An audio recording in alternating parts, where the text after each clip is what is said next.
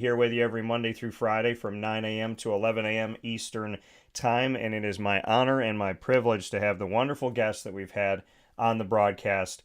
So many. We've had over 4,000 guests on the show, and I don't give you that number to say, oh, look at that big number. It's to say that there's been over 4,000 fantastic human beings that have been on the show.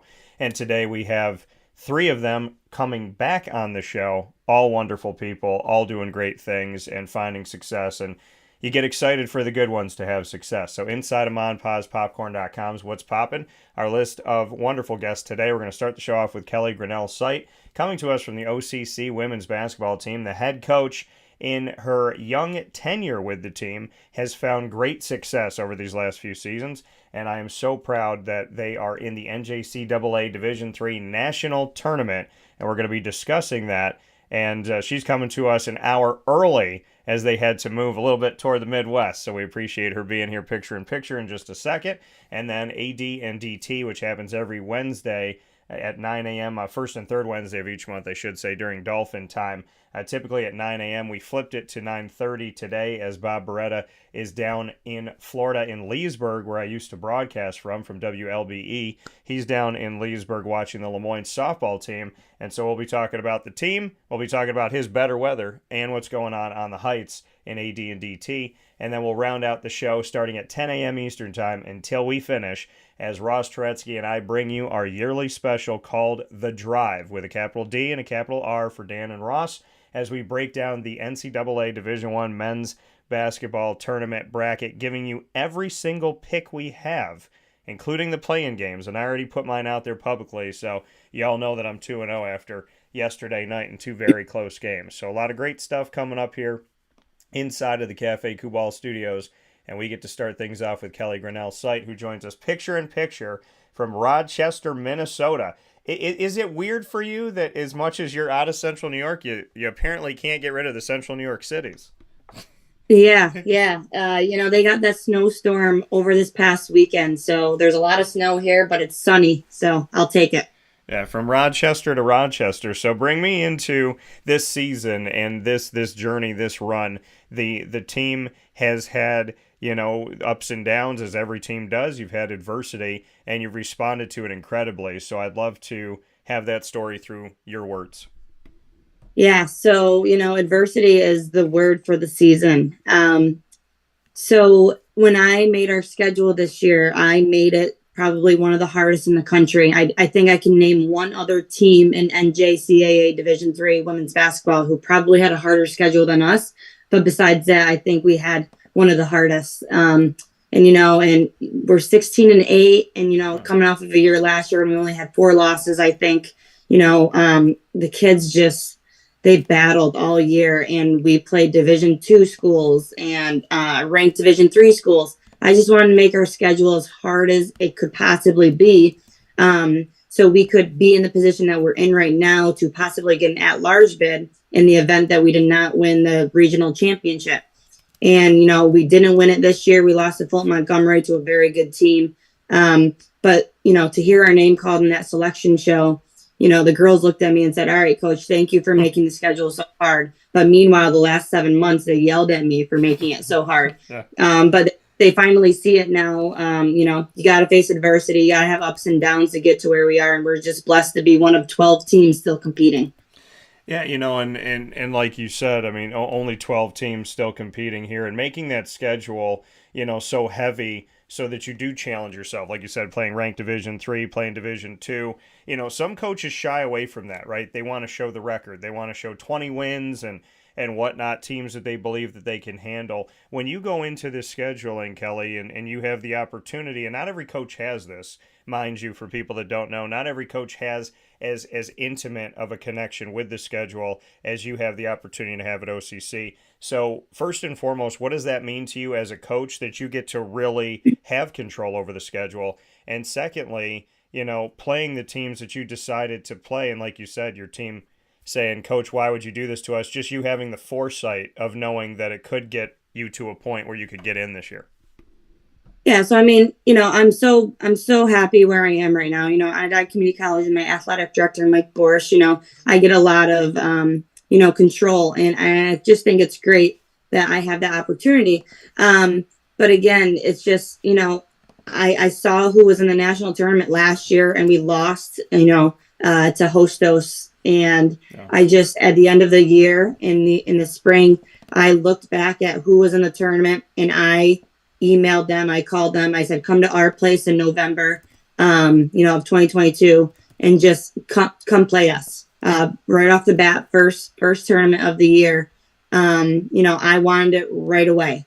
And, and my kids are just, they're funny, like they're like, we were undefeated at this point last year. Now we have 6 losses. And it's like, well, that doesn't mean anything, with the 16-8, we're still in the same exact position that we were last year when we were, undefeated. So, I'm just happy. I'm happy to be here. And these sophomores to go 2 years in a row, Onondaga Community College women's basketball have only gone to the national tournament twice in a row, one other time. I think in 8-9 and the 9-10, they went twice in a row.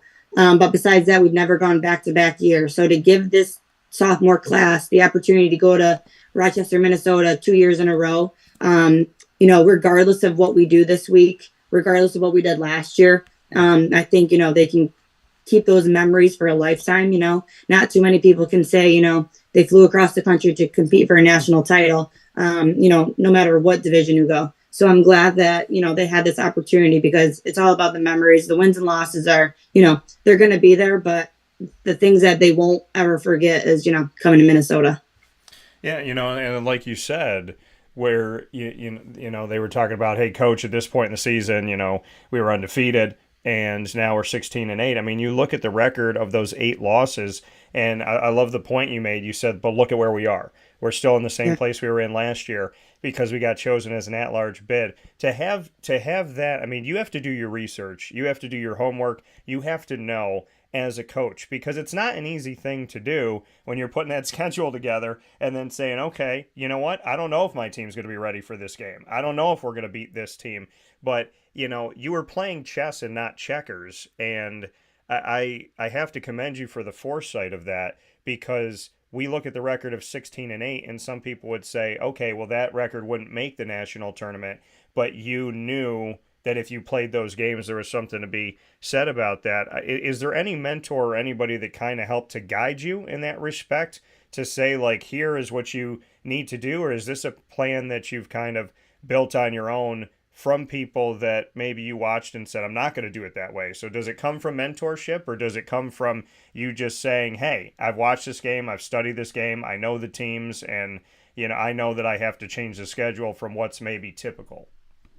Yeah, no, I mean, I think it's just all based on my IQ of, the game. And when they came out with this at-large bidding criteria, I dissected it. There's so many bullet points and I just looked into it and I said, okay, if we play these teams, this will get us really good wins, good quality wins.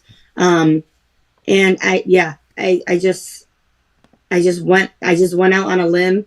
A lot of people called me crazy. But I said, there's no fun beating teams by, 30 points. Like I want to earn it, and earning it means playing a tough schedule. And during the selection show, they highlighted all the key wins that we had and, and of the 8 losses, there could have been a few more there. I mean, we lost by a few points in a couple of those. And, I mean, I'm just happy. I'm happy that I dissected the schedule, and to give these girls this opportunity.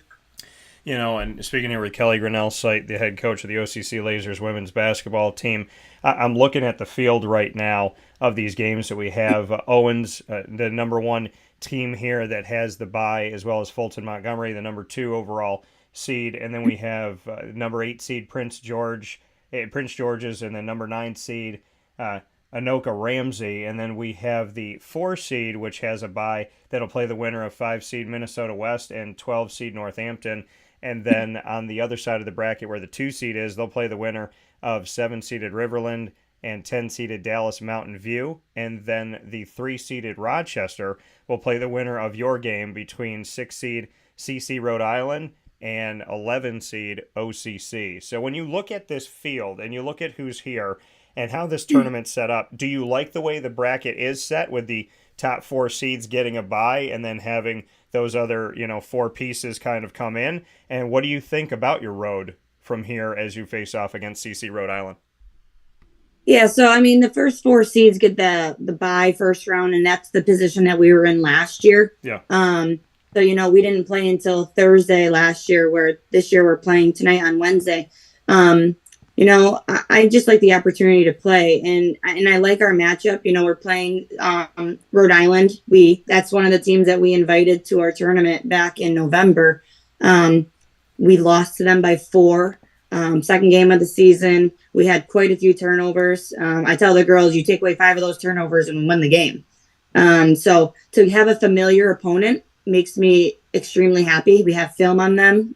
We saw how we matched up against them. Yeah. I'm really happy with that. And then, when we win, and we play against them Thursday, we'll play for Rochester is actually the host school. So that's going to be a tough task, home crowd. They're hosting the national tournament. They've won it in the past. So I like our side of the bracket.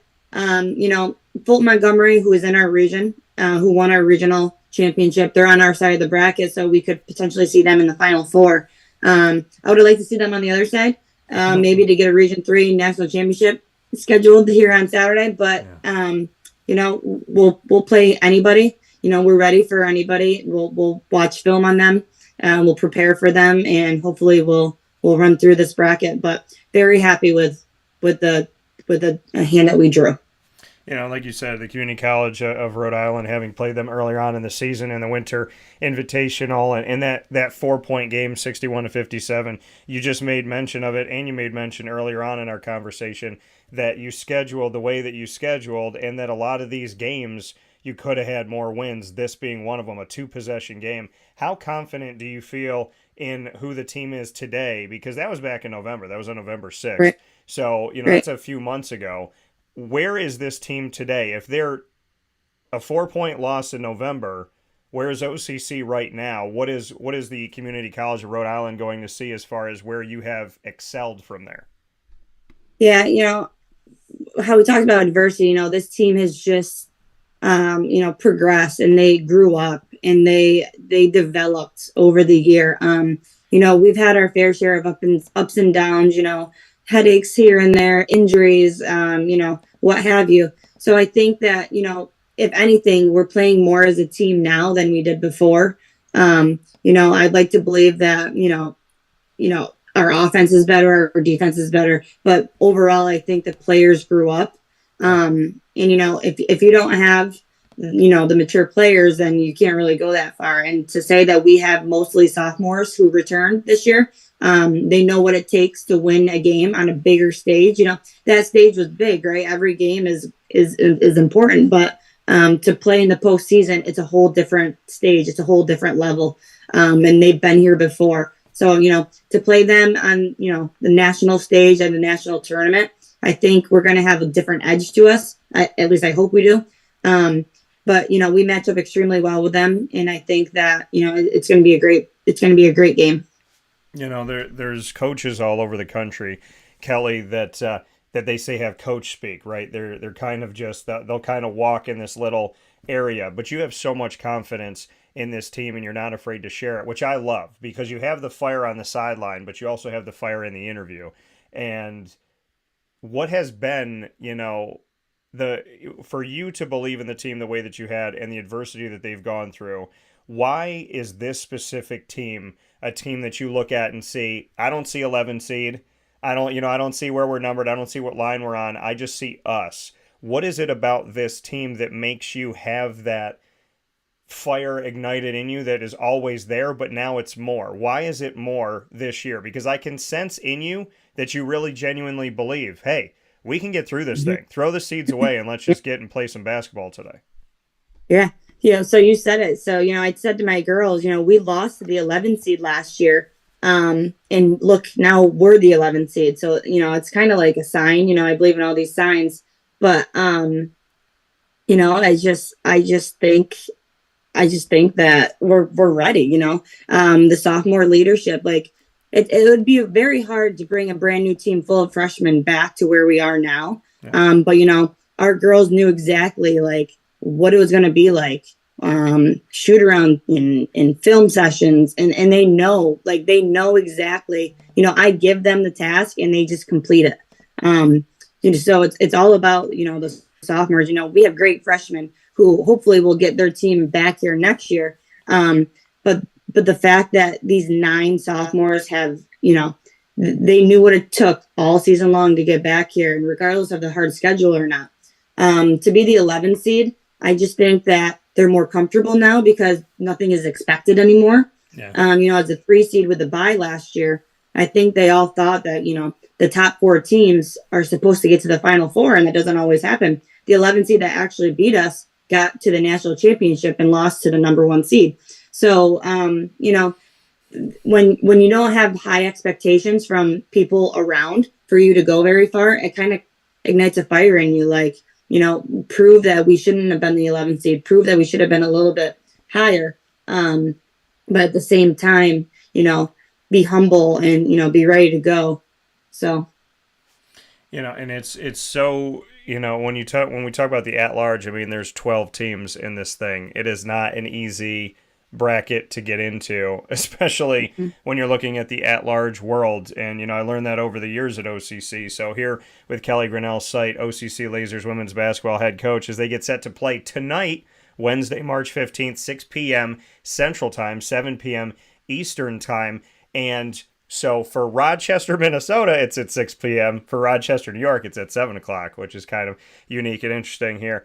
Kelly, as we know that this is such a difficult tournament to get into as an at-large team, when you're watching the selection show, paint the picture for all of us. Where were you and the team? What did you do? How did you celebrate? I want you to put everybody watching and listening around the world into that room, because it's one thing to get in, it's another thing to get in as an at-large. And this, I would argue, is one of the best moments that OCC women's basketball has had. Right. Yeah. So, oh gosh, the suspense. So the school held a watch party, right? So yeah. I had to have a quiet conversation with my girls right before it all started. And I said, guys, if we don't hear our name called, it is what it is. We can't change it. And it doesn't change the fact that we had a great season. Yeah. It doesn't change the fact that the sophomores had a great career here. But if you hear your name called, you need to know that, we're one of 3 teams in this country who are lucky enough to get an at-large bid. So, if you hear your name called, I better see a lot of excitement because, I didn't want them to think that it was automatically given to us because it wasn't. And during the selection show, they talked about how another Dallas team was right there with us, but, our quality wins were better than theirs. And it was just crazy. And, of course, we were the last seed or last team to be seeded in the tournament, the last at-large bid. So I started to see tears fill up in my girls' eyes, and I saw the foot shaking, and I saw the sweaty hands, and and my heart was on the verge of breaking. And then all of a sudden they said our name, and everybody went nuts. And it just made the whole season worth it, right? So all those ups and downs that we talked about in that moment, it just all came together. So, it's so exciting for the girls to see the smiles on their faces were priceless. So is there a reality to you as a coach that this team can play free? And what I mean by that is going off of what you said last year, being a 3 seed, having a bye and having expectation. This year being 11 seed and feeling, okay, maybe we deserve better than that. We're a better team than that. Is there a reality to you that this team can be more of themselves and feel less of the pressure of the moment, coupled with the fact that some of them are returning to Rochester, Minnesota? Yeah, absolutely. So, I have a special relationship with my players, and I tell them, I'm the coach and you're the players, but to me, that doesn't matter. If I put you out there in a 1-3-1 defense, right? And you see you're playing the game. I'm on the sideline and you're playing it and you're seeing that it's not working. Come talk to me. Let's talk about this. Let's get this done together.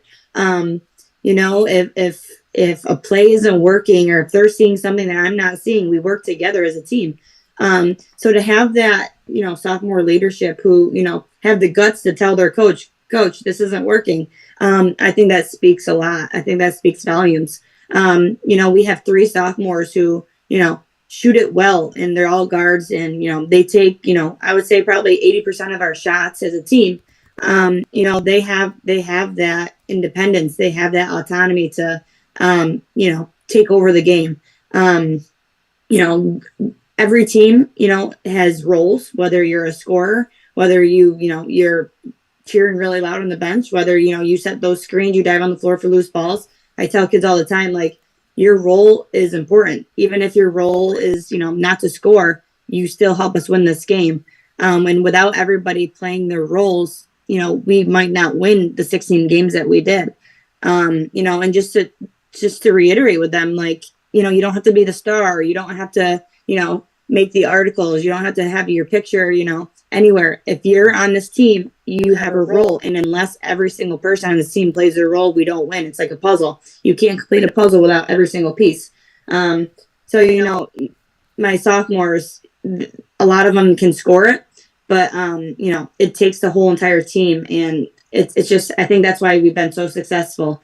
It's truly a team effort. We don't have individuals. We don't have, that ISO basketball. We work together. We problem solve together. And, and I'm confident that this team can make a big difference in this tournament this year. Yeah, and knowing that this tournament is going on today, we start today. I'm grateful and thankful that you got up here early this morning, and you're an hour back anyways. But I'm thankful that not only that you and I got to talk, but that you did it on game day.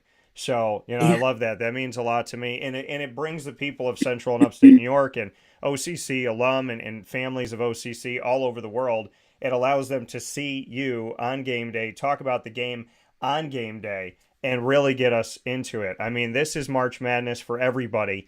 And this is exciting. I mean, Kelly, you took over this job, and within a couple seasons here, you have brought this team to the national tournament. I mean, you have set the bar very, very high for yourself, and the next step up is another victory, right? So that bar is high. I mean, do you feel that? I do. Taking over the program from Mike Wheeler, 20-year career, like, wow, he built this program from the ground up. And it's easy to take over a program that, hasn't had a winning, tradition, because, anything that you do, you look great. So, like, to keep this program up high, it's stressful, but at the same time, it's so rewarding. He built this tradition of excellence, this tradition of winning, and to tell, incoming players and even the current players, like, we've been in this tournament. Gosh, I wish I knew the exact number of times, but I would say maybe this is our 7th time as a program here. I can't say that about a lot of the other schools, other teams in this tournament this year. So, it is, I don't want to say stressful, but, it's constantly on my mind. What can I do to guide the ship in the direction that, he steered it in? But to go twice in 2 years, in my first 2 years, I think that's a good start. Yeah, no, absolutely. And, we get to see this team face off, like I said, tonight at 7 p.m. Eastern Time, 6 p.m. Central Time. Final note, Kelly, for you, in these 2 years of making it to the national tournament, what is it about your coaching, either by scheme or by style? What has evolved with you when you've taken that look in the mirror and said, okay, this is what I'm running, this is what I want to do, maybe I got to shift here, or maybe I have to shift this player to a different position? There's the jigsaw puzzle of getting this thing right. In these 2 years, where do you feel you have maybe had your biggest teachable moment? I think what I tell the kids, before last year and before this year, we're taking all these great players, all these all-stars, if you will, from all these teams. You take the best players from these high school teams and you put them together. Yeah. So now you have a team of 15 of players who come from their high schools, who they were the best players on their team. And now you have to figure out how you are going to learn a new role. how you go from being a starter for 4 years on varsity high school to maybe coming off the bench, how you go from playing a whole game to maybe, giving me 5 to 10 minutes a game. So I think that would probably the biggest challenge that I've faced. And, but these kids that I recruit, I don't recruit like just anybody, if I'm recruiting you, I think that you're going to fit, a role on this team to be successful for us and to be successful as an individual. So, I think that's a part of it in just our style of play. I think, we get up and down, we run. I call it a track meet. I say, let's try to score in the first 10 to 12 seconds of a shot clock because our offense fuels our defense. So I think I'd say that. But, I'm just sitting here and I'm like, I woke up and you say it's game day and it's just, I'm so thankful to be here. So I really, game day gives you all these different feelings. So I'm anxious and I'm ready. And, we got film session in a couple hours. The girls should be waking up soon. Film session, shoot around, gonna head to the gym, watch, the game before us on our side of the bracket, but just such exciting times here. Yeah, we look at this and when you talk about these student athletes, we look at, ESM as well as Onondaga Central, West Genesee, Homer, Henniger, Marcellus, Waterloo, Niskayuna, as well as Elmira and Paul V. Moore in Central Square. I want to shout out all of those areas because it's not only that OCC is in the national tournament, it's that all of these Central and Upstate New York talented and wonderful women are in this tournament as well. So I want to shout out your recruitment. I want to shout out your assistant coaches and your staff and the fact that this is not only an OCC thing, this is a local high school thing too for Central and Upstate New York, which has got to be pretty special for you, Kelly. Yeah. I always say, we live in the best section, of the state.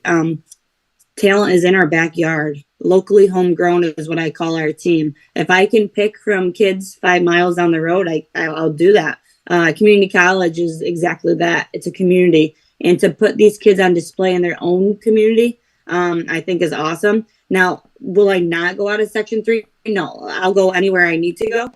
But if I can pick kids right around, OCC, right in our backyard, I'm definitely going to do that because, Section 3 has such great talent with great coaches, great programs. I'm pretty lucky to be able to just drive 5 miles. I know a lot of college coaches, drive 5 hours to go watch your recruit play, and I don't have that issue. I can drive 5 miles down the road and still be home by 8 o'clock at night when I know a lot of coaches are traveling all hours of the night. So locally homegrown is definitely my favorite line to use when I'm recruiting. Just to keep everybody in the community that they grew up in, to put their talent on display is awesome.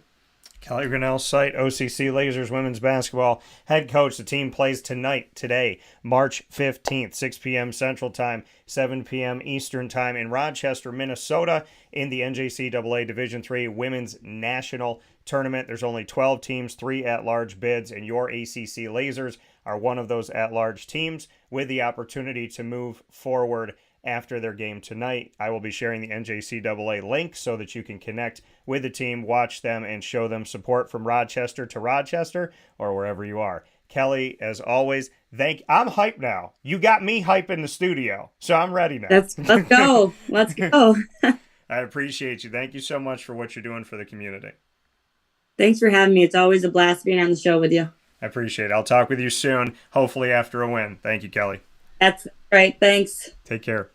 That coming from Kelly Grinnell-Seibt here on Wake Up Call with Dan Tortora inside of the Cafe Kubal studios, hanging out with you where sports meets that thing called life. And we can't thank Kelly enough for all that she's done here with this program of OCC and the awesome women's basketball Lasers continuing to get it done. They did it under Mike Wheeler. They're doing it under Kelly Grinnell-Seibt. It is great to see their continued success, and I am more than proud of this team, proud of the coaching staff, and so thankful that we're spoiled enough to get Kelly here to be a part of this is such a wonderful thing. So big shout out to Kelly Grinnell-Seibt and to all the work Recording that she in has progress. done here on Wake Up Call with Dan Tortora, where sports truly meets that thing called life. So we appreciate her so very much, and we thank her for being a part of it. Make sure you're watching the game, as it is coming up tonight, and I'm definitely going to be tuning in. The game is at 7 p.m. Eastern Time, 6 p.m. Central,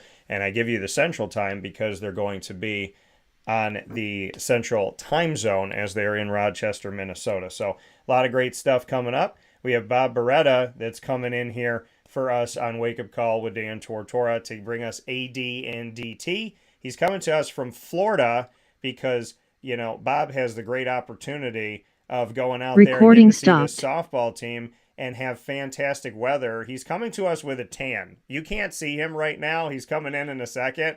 I'm a little upset about it, but you know what? Bob and I will talk about it as we get him in here to the broadcast. AD and DT coming to you every first and third Wednesday of each month during Dolphin time at 9 a.m. Eastern time. We're going a little bit later today because, I had to let Bob get out there, get some sun. He has a regiment now, right? He goes out. He's in Leesburg, where I used to broadcast from. So he's out there in Leesburg doing his thing, grabbing some sun, catching some rays for all of us as we deal with 2 feet of snow. And then once he's done with that part of his schedule, then we could bring him on here to the show. So all jokes aside, I'm always happy to have Bob here with us where sports meets life. Bob, how are we doing?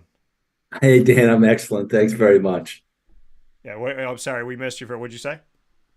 I said, I'm doing excellent today. Thanks very much. How you doing today? I'm doing well. Look, I can see it already. I can see the shining face that is turning an Italian complexion, Bob. You know what? There's 2 things I have to say to you. 1, good for you. 2, why didn't I get an invite to Leesburg? That's the question.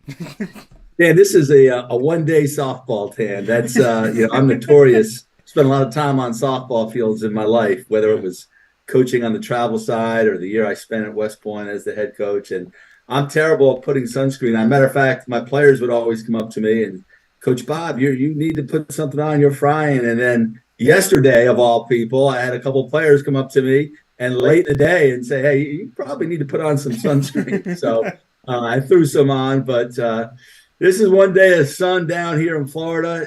Right now, it's I'm not going to tell you that it's northeast weather, but it's overcast, 49 and raining down here today. So not so nice.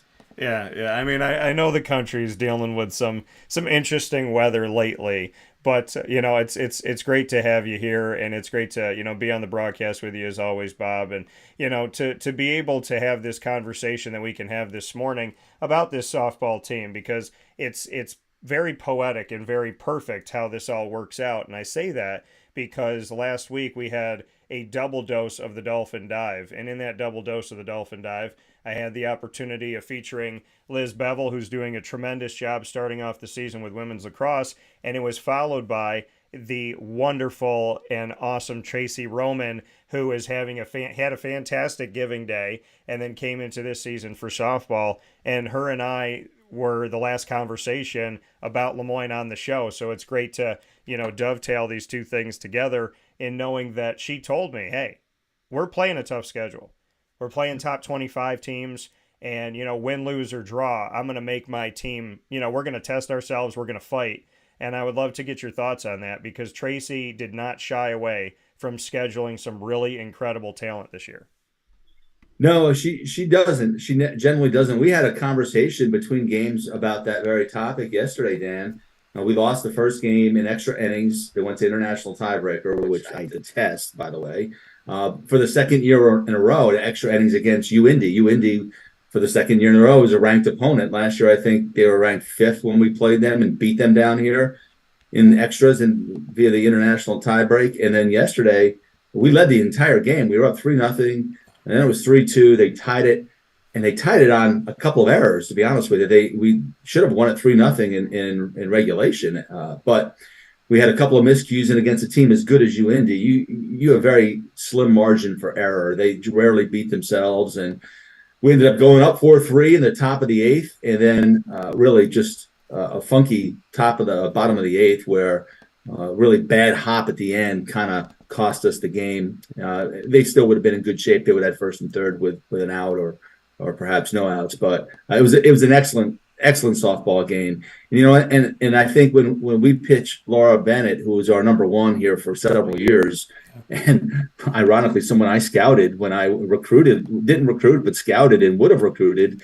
when I was at West Point, the year that I was a coach down there. I went to go watch the high school championships and saw a pitcher I really liked, and found out that she had already committed to a school. And lo and behold, that school turns out to be Lemoyne. So I'm fast forward 3 years. I'm thankful that it was Lemoyne that she committed to, because she's a heck of a pitcher, a great competitor, unflappable. And as I told her yesterday, we can beat anyone in the country with Laura Bennett on the mound. And I believe that. I believe we could beat anyone at the Division II level and an awful lot of D1s with Laura on the mound. She's very competitive, unbelievable. She's a bulldog out there, and she's got sneaky, really good stuff. And it gets better as the game goes on. And then we have some thump in our lineup this year. We have some thump. We have a really interesting mix of speed and thump, and our 2 through 6 can really do damage. They can swing the bat. And then our leadoff is one of the fastest players, Izzy Boudreau, one of our fastest players in the NE10. And we have a bunch of speed at the bottom of the lineup, too. So it's pretty circular. And, I think we just need to continue to add pieces. I know we have a really good class coming in next year. And a player that I'm really high on that I know because she's my next door neighbor back in Monroe, New York. And then we have some others. And then the year after, she's got a really good class backed up. So this program is on an upward trajectory. Tracy does an outstanding job, her and her staff, with Todd Losey and also Brock Matlock and Aaliyah Wade's part of that staff. They're on the right path, and she wants to challenge her team. There's some teams that'll come down here and they'll just play cupcakes and build up their record, and they won't get back tested. And Tracy doesn't believe in that, nor do I. So I embrace the fact that we're playing a tough schedule. It'll only help us down the road. Bob Beretta coming to us, the tan version of Bob Beretta here on Wake Up Call with Dan Tortora inside of the Cafe Kubal studios for AD and DT this morning. Going off of, and I love everything that you just broke down about, what Tracy's doing and her recruitment, not only now, but in these next couple of years already set up, and the different pieces that she has, as well as her staff. Going back to what they've done this season, who they've gone up against, they went up against number 18th ranked in the nation, Lincoln Memorial University, defeated them 4-3. Then they were in a loss 5-2 against the University of Alabama in Huntsville, who was 17th in the nation. And they just lost a very close game to the University of Indianapolis, number 8 in the nation, 5-4. So we're talking about a team that, like you said, can beat a lot of Division II schools and potentially go and defeat some Division I schools as well here in the NCAA. And how close they're playing, they're right there. And that's, again, what I love about Tracy, is saying we're going to play these games, we're going to go up against these teams, we're going to see this really difficult talent. And, keep in mind, everybody, this is not conference play. So, this is them pushing themselves to go up against the best teams in the country, and teams that she knows day in and day out can bring it in a special way. And we haven't even touched the NE10. So the thought is, and I'm sure Tracy's thought is, by the time we get to the NE10, we're going to be so battle tested that we're ready for war. Yeah, and we're dealing with some injuries. I know all teams deal with injuries, but we have a starter that's out for the season, one of our top players, top offensive players, great leader on the field, Brooke Nicholas, a local girl, and she suffered had to go through some surgery here recently, so she's out for the year. That meant we had to move our shortstop, who's also playing through injury, from Dom Rinaldi, from short to second base, so she's out of position to fill a hole there. We have a freshman playing shortstop, and then we have one of our other starters from last year dealing with a labrum tear, Mackenzie Koenig, at third base. So she's not playing a whole lot. She's playing a little bit of defense, but she's limited to what she can do on the base pass and batting. So, she's doing it with a team that's banged up the middle, and we're trying to teach some youngsters on the fly here and get their taste of college softball. And as you know, when you talk about softball adjustments, there's no greater leap from high school to college. It doesn't matter if it's Division I, II, or III. The speed of the game changes exponentially. So there's that adjustment period, an acclimation period, that when you're playing freshmen, it takes a very special freshman to be able to come in right off the bat. And we have one of those. Her name is Audrey Bednarski, a first baseman out of Minnesota, originally from Central New York, and she's some serious thump that we have playing first base, DH. She can really bang it, and she's come in and really defied the odds as a freshman and made a huge impact. But it's tough. I mean, we had some really quality players last year that came in, and it took them several weeks before they are able to acclimate to the speed of the game. And it's not just the speed of pitching; it's the speed of the game. It's on the base pass. It's playing defense, taking the extra bag. It's a huge step up. So now, I think this team will only improve as the season goes on. Yeah, I mean, there's a lot to be said about what's coming up here, and I love the breakdown of that here from Bob Beretta and AD and DT, our special that we bring you every first and third Wednesday of each month during Dolphin Time exclusively in our multimedia marketing partnership with Lemoyne. Bob, we look at the baseball team as 8-8 right now, has gotten themselves fought back to 500, and we have the men's and women's lacrosse teams that are both in the nation's top. This is the top 25. Forget top 25. The top 10. Teams that have been here in the top 5 in the country to start off the season. Both 4-0. Matt Vavanese. They might as well just put any 10. They might as well just put any 10 athlete of the week. Have that patch on his jersey at this point. So I'd love to get your thoughts on what's going on there. I know there's a lot of sports in action, but I know to keep it on the mound, so to speak, and go over to baseball to see what they're doing at 8-8, and then 2 lacrosse programs that are top nationally regarded programs, and to both start off the season undefeated at 4-0 is pretty special. Yeah, the whole spring, as you know, Dan, it's exceptional. We are set up for just an exceptional spring season. We get into some of the other sports that we haven't even touched on yet on the back end, and they're going to have outstanding seasons. But the focus on baseball, first of all, and then the 2 lacrosses with Scott Cassidy. Scott also planned a tough schedule early on. They take a little different approach. They went down south, played some tough regional games down in Carolina and South Carolina, and now they're down in Pittsburgh this weekend for a series down there. They'll play Friday, Saturday, Sunday.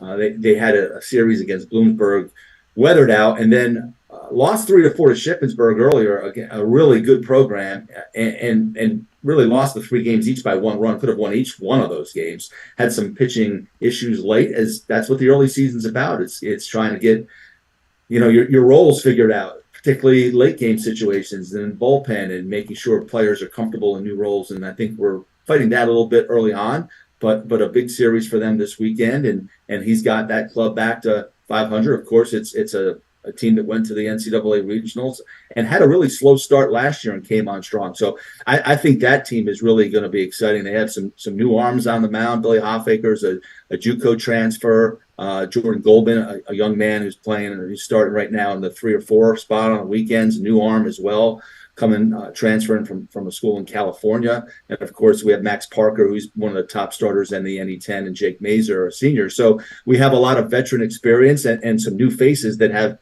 piled up some innings at the collegiate level on the mound. I like that. We need to solidify the back end, and we have arms to do that with Stan DeGeorge and Jed Boyle and a few other folks back there that we just need to get them comfortable in new roles. And I think the lineup is going to generate runs. There's no doubt about that. We brought, Dewey Roden. We missed him last year, and talk about Thump. He's big Thump, and he's had a great year already. He was out with an injury last year, and he's a major force in the middle of that lineup for us. So he's been a major run producer. And then we have a couple of young freshmen that have done really well right off early on in their collegiate experience, which, again, it's speed of the game, and there's an adjustment period, and there's a big jump from college baseball, from high school baseball. And so we have some young players there that have really defied odds and doing well. So I'm optimistic that the baseball team will challenge for an NE10 championship this year. I really believe that. I think we have the talent both on the mound and on the offensive end. So again, Scott Cassidy really done a solid job for many, many years here at the Heights in baseball. Former big leaguer. You've had him on the show many times. Yeah. He just leads with a calming presence, and he generally just reloads it, and I think we're set up to have a really good season as well in baseball under Scott's leadership. Yeah. In terms of lacrosse, Dan, the lacrosse team's kind of right where you expect Lemoyne lacrosse to be, right? Yeah. The men are ranked first. The women are ranked 5th, and a huge matchup today for the ladies. I would have loved to have gone to that game if I wasn't down here in Florida. I would have gone to that one. They're out playing Westchester, and Westchester is ranked 3rd in the country. Lemoyne's ranked 5th.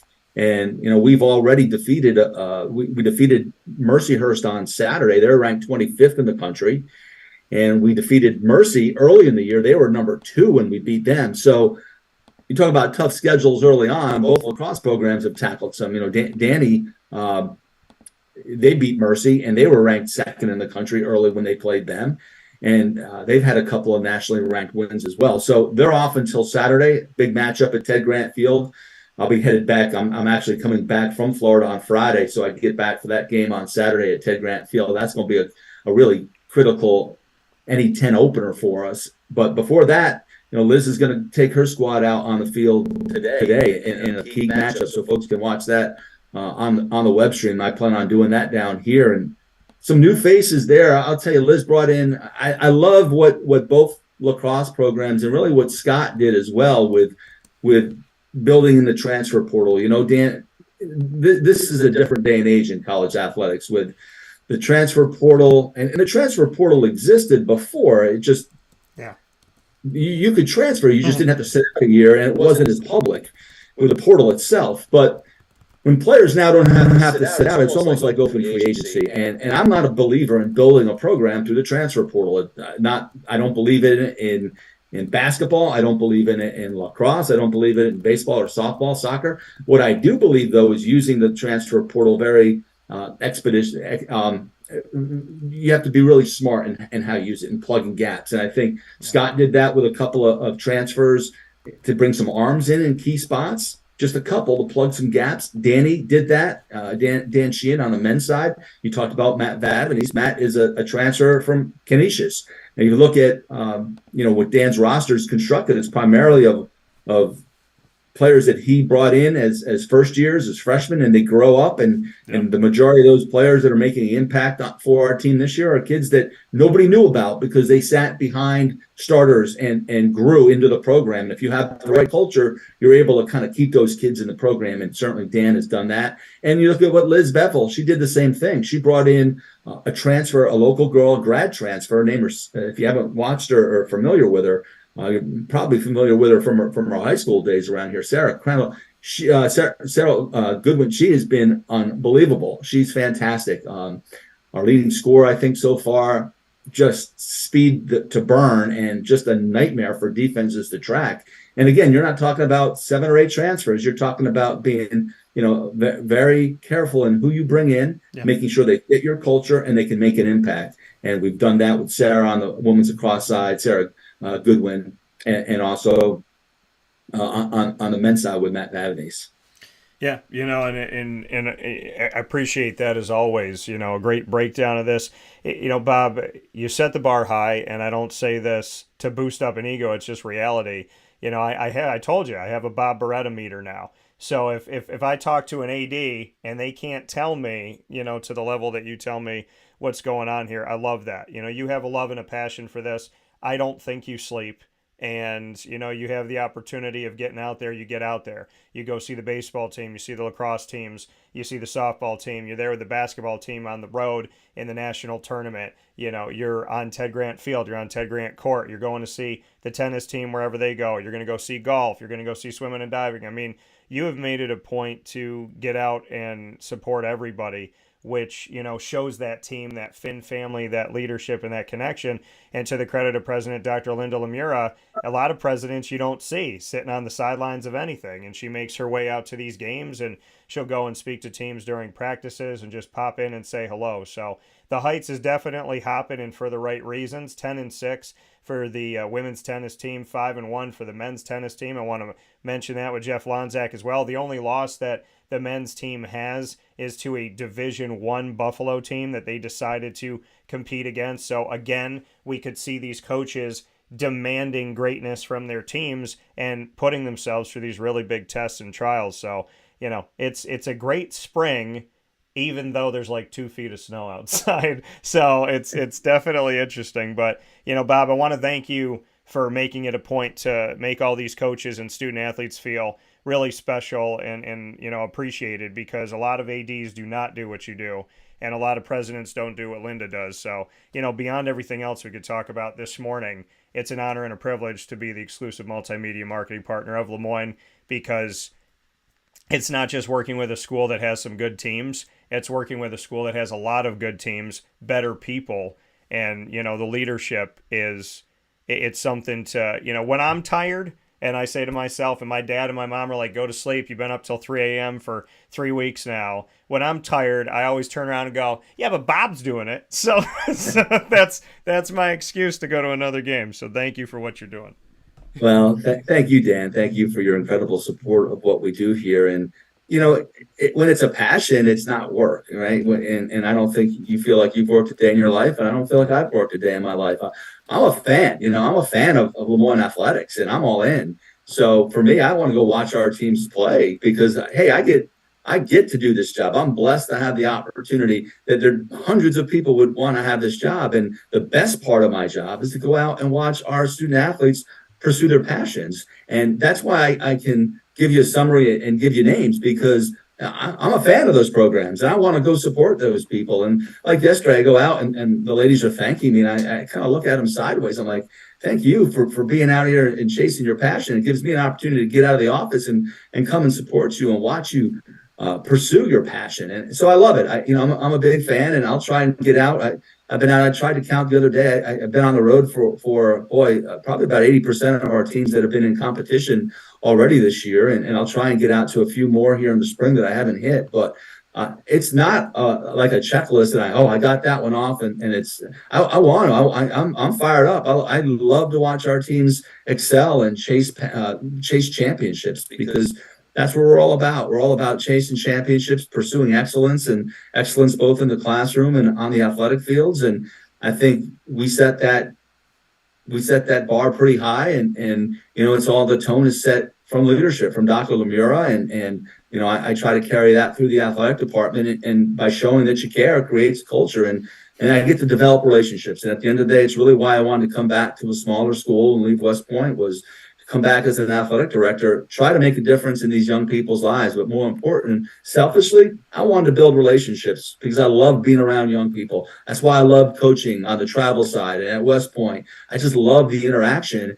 And to me, to be able to get out and watch them on the road, I don't know, it adds a different level of care. And I think there are ADs that probably don't even get out at home and watch events. And I asked myself why they're in the profession.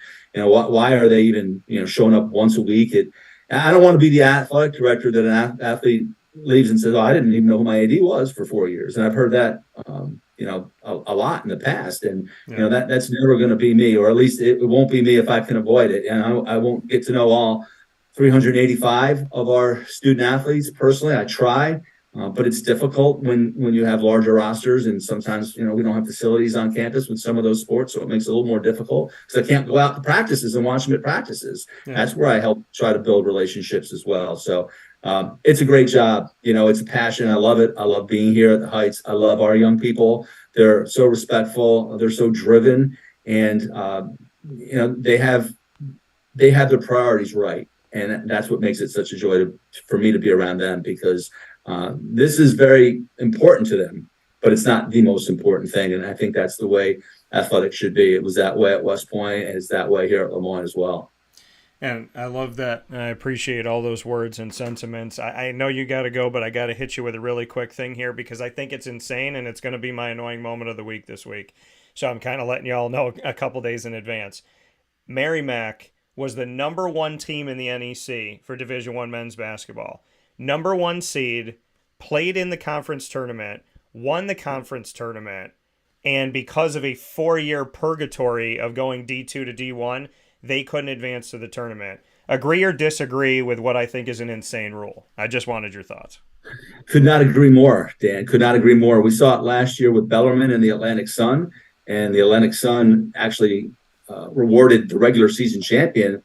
And that champion wasn't even in the title game. Bellarmine won the title game.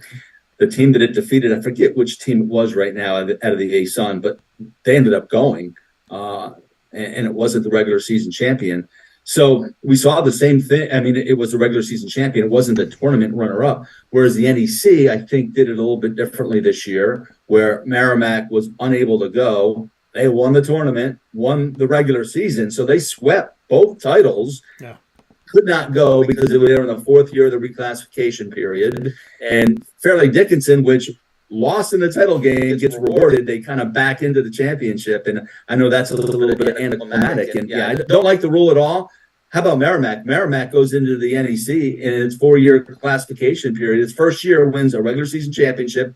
They could not compete for the tournament title that year because the NEC had a 2-year, actually had a 4-year waiting period in the tournament. So they won the only championship they could compete for in their first year. And then in their 4th year, they sweep the regular season and the tournament title. So if teams don't think that any 10 teams can go in and compete at the mid-major level immediately, I think Merrimack is a great example of that. And I despise the rule. I would hope that it gets adjusted. I think it's punitive to the student athlete. It's everything that we as administrators in this enterprise are trying to fight against. We're trying to improve the student athlete experience. I think this is very punitive. I think there are measures that can be taken to reduce that to at least a 2-year period from a 4-year period. I would hope that that'll be looked at. I know conferences have put together legislation to try to get that approved, waivers, and things of that nature. I hope that conversation continues, because I think it's my annoying moment of the year, not of the week, Dan, because, we're all about trying to improve student athlete experience. And I don't know that there's a great reason why there's a 4-year reclassification period. I was told why. I just don't happen to agree with it. Yeah, and Stonehill just reclassified from the NE10 Division II to the NEC Division I, and they finished in the top 3 in the NEC. So Merrimack was 1, Stonehill was 3, and both of them are being punished for becoming Division I programs. So it makes absolutely no sense. I want to get your thoughts on it with everything in the background as well with Lemoyne. So as always, Bob, I appreciate it. Appreciate you. Go enjoy my second home professionally and personally. Get some sun. And the next time you buy a ticket to Florida and you don't call me, I'm going to have some problems. So, well, I know you've been down here quite a bit. So, I'm going to try to stow away with you on one of your many trips down here to support the Jags. But I'll tell you, my trip down here, you might not have been wanting to be with me. I checked in my hotel at 6:15 on Monday morning after leaving Syracuse. Supposedly, initially, I was due out at 7:53. It got delayed several hours, and then really the worst car rental experience of my life, 2.5 hours trying to get a car. Who would have thought there'd be a line at 3 a.m.? But the weather down here in Orlando on Monday was horrible, and it created a backlog. So I don't think you would have wanted to be with me on Monday when I rolled in here.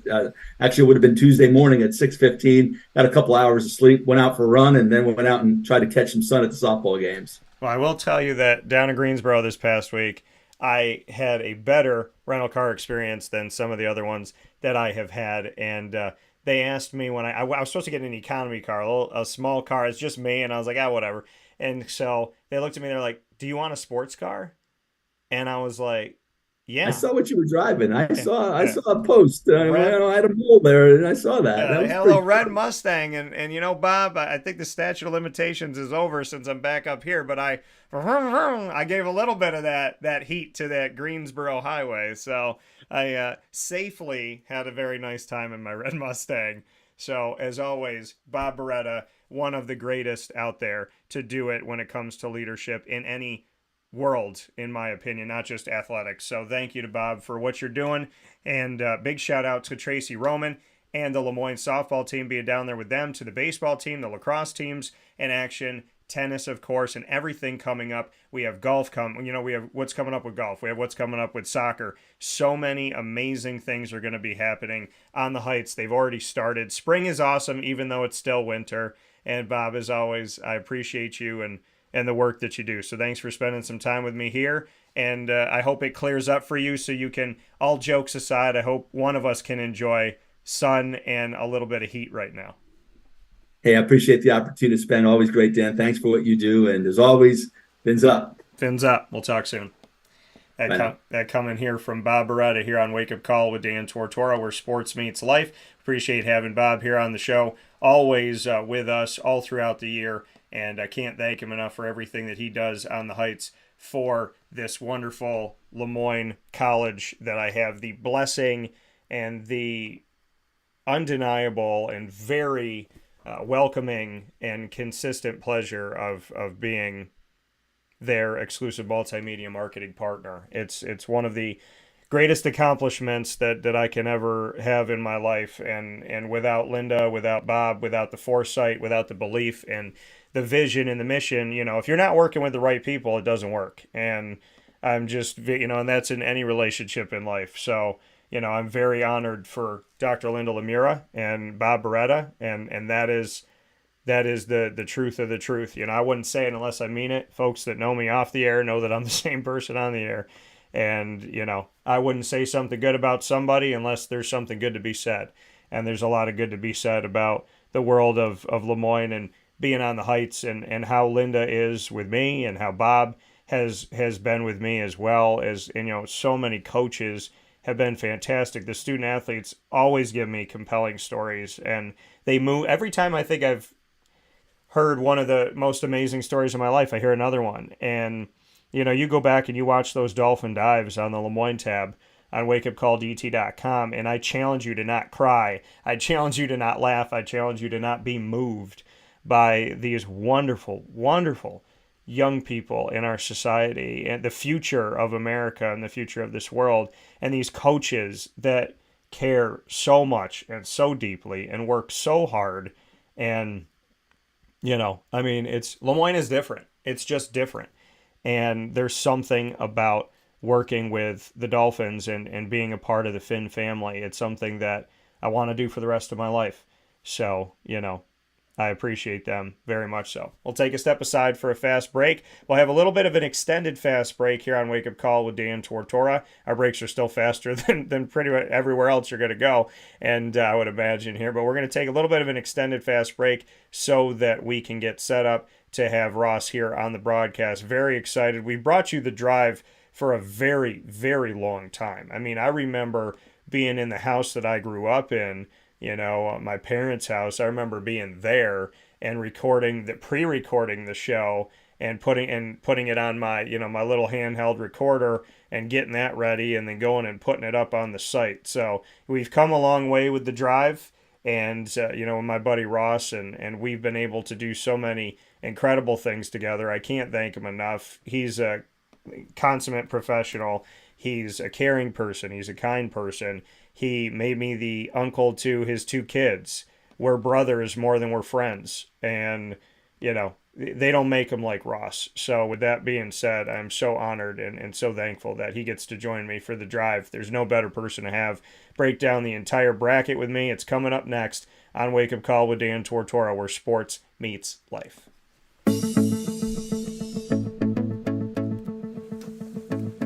Avicoli's, located on the corner of Route 57 and Wetzel Road in Liverpool, New York, has been your trusted neighbor for decades. Located just steps from Liverpool High School, we're happy to have the Liverpool Warriors on-site, on-location broadcast at Avicoli's through Wake Up Call with Dan Tortora every single month, featuring student athletes, coaches, and administration throughout the year from Liverpool High School. Head out to Avicoli's today on the corner of Route 57 and Wetzel Road in Liverpool, New York, open Tuesday through Sunday for lunch, dinner, and drinks. We'd love to see you out there. And of course, you can call them at 315-622-5100 for takeout, delivery, and catering. That's 315-622-5100. And also find them on myavicolis.com. That's myavicollis.com.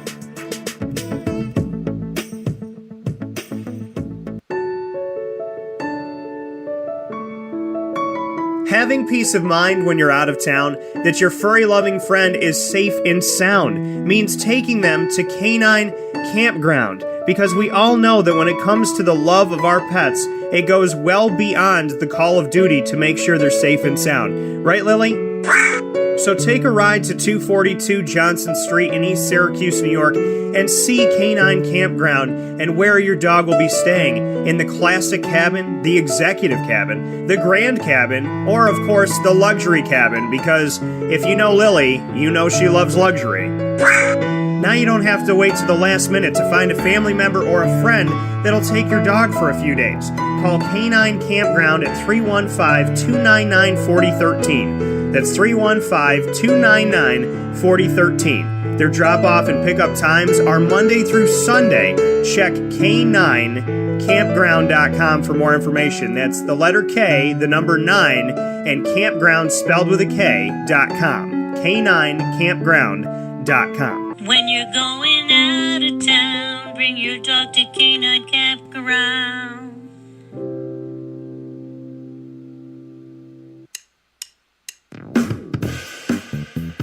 PB&J's Lunchbox, the food truck that you love finding all throughout Central and Upstate New York, now has a street-side cafe. So when you're craving their traditional favorites as well as their out-of-box amazing menu items, you can now head to 663 Old Liverpool Road in Liverpool, New York. Located just minutes from the highway, the Thruway, Destiny USA, and Onondaga Lake Parkway, PB&J's Lunchbox Street-Side Cafe is there for you Monday through Saturday from 9 a.m. to 7 p.m., serving breakfast, lunch, and dinner all throughout the day. Get breakfast for dinner, dinner for lunch, whatever you fancy, including their award-winning grilled peanut butter and jelly sandwich. Find them at 663 Old Liverpool Road in Liverpool, New York. PB&J's Lunchbox, where we love to know what's in your lunchbox.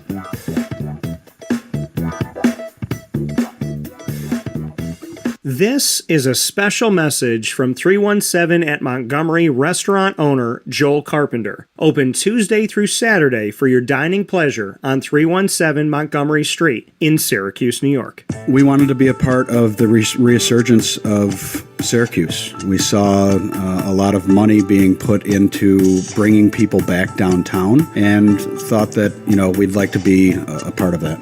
I love putting together a good dish where people see it first, they fall in love with it, and then it tastes just as good as it looks.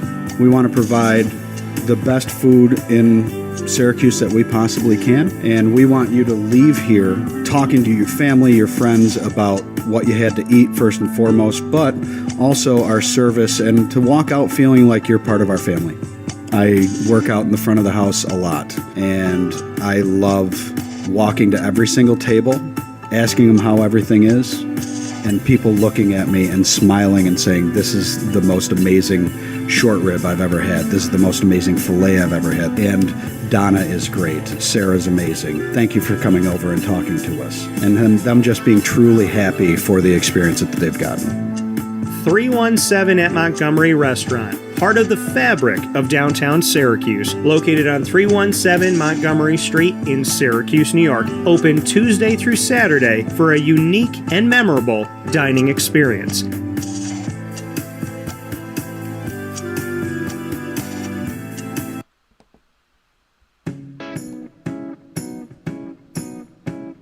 In these unique times, there are those in our community that give us a sense of normalcy and positivity. Pizza Man on 50 Oswego Street in Baldwinsville has been here for you for over 35 years and is here now. Call 315-638-1234 or order online at pizzamanbville.com to bring those familiar tastes into your home. And remember to come see our monthly on-site broadcasts centered around the community and our Baldwinsville beats. Pizza Man in Baldwinsville. Any way you slice it, they are always here for you.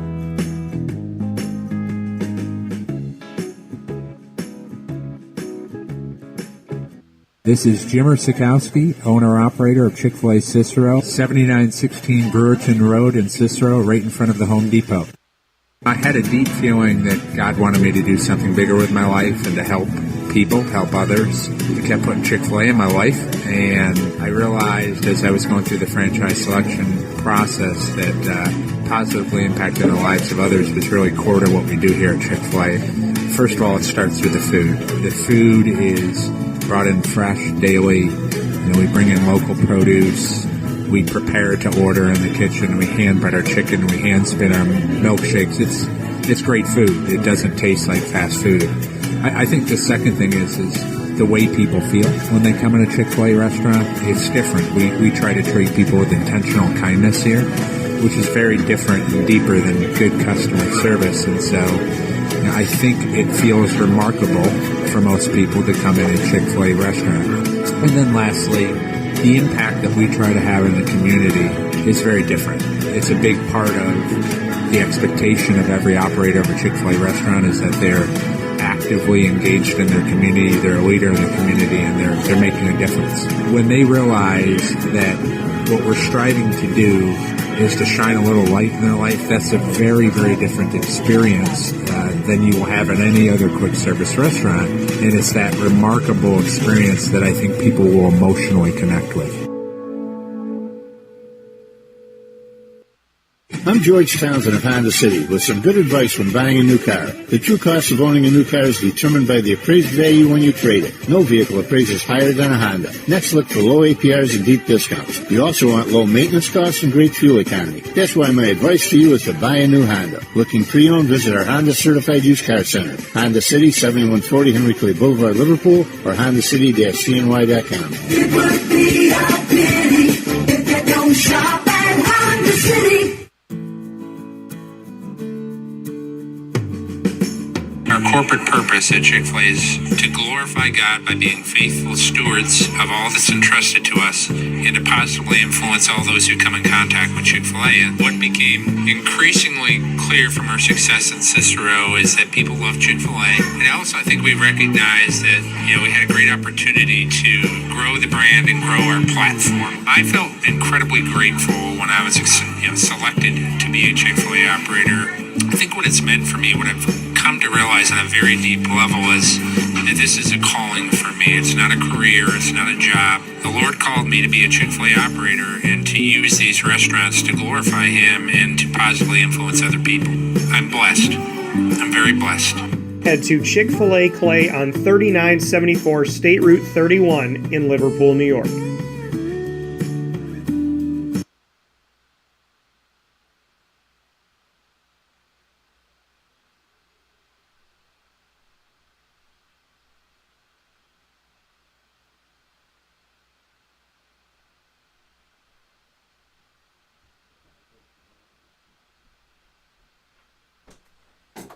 Welcome back here to Wake Up Call with Dan Tortora inside of the Cafe Kubal studios. We're having so much fun off the air, Ross and I are, that we're on the air with you now. We're happy to be here with you and having a good time talking about this bracket that we're about to unveil.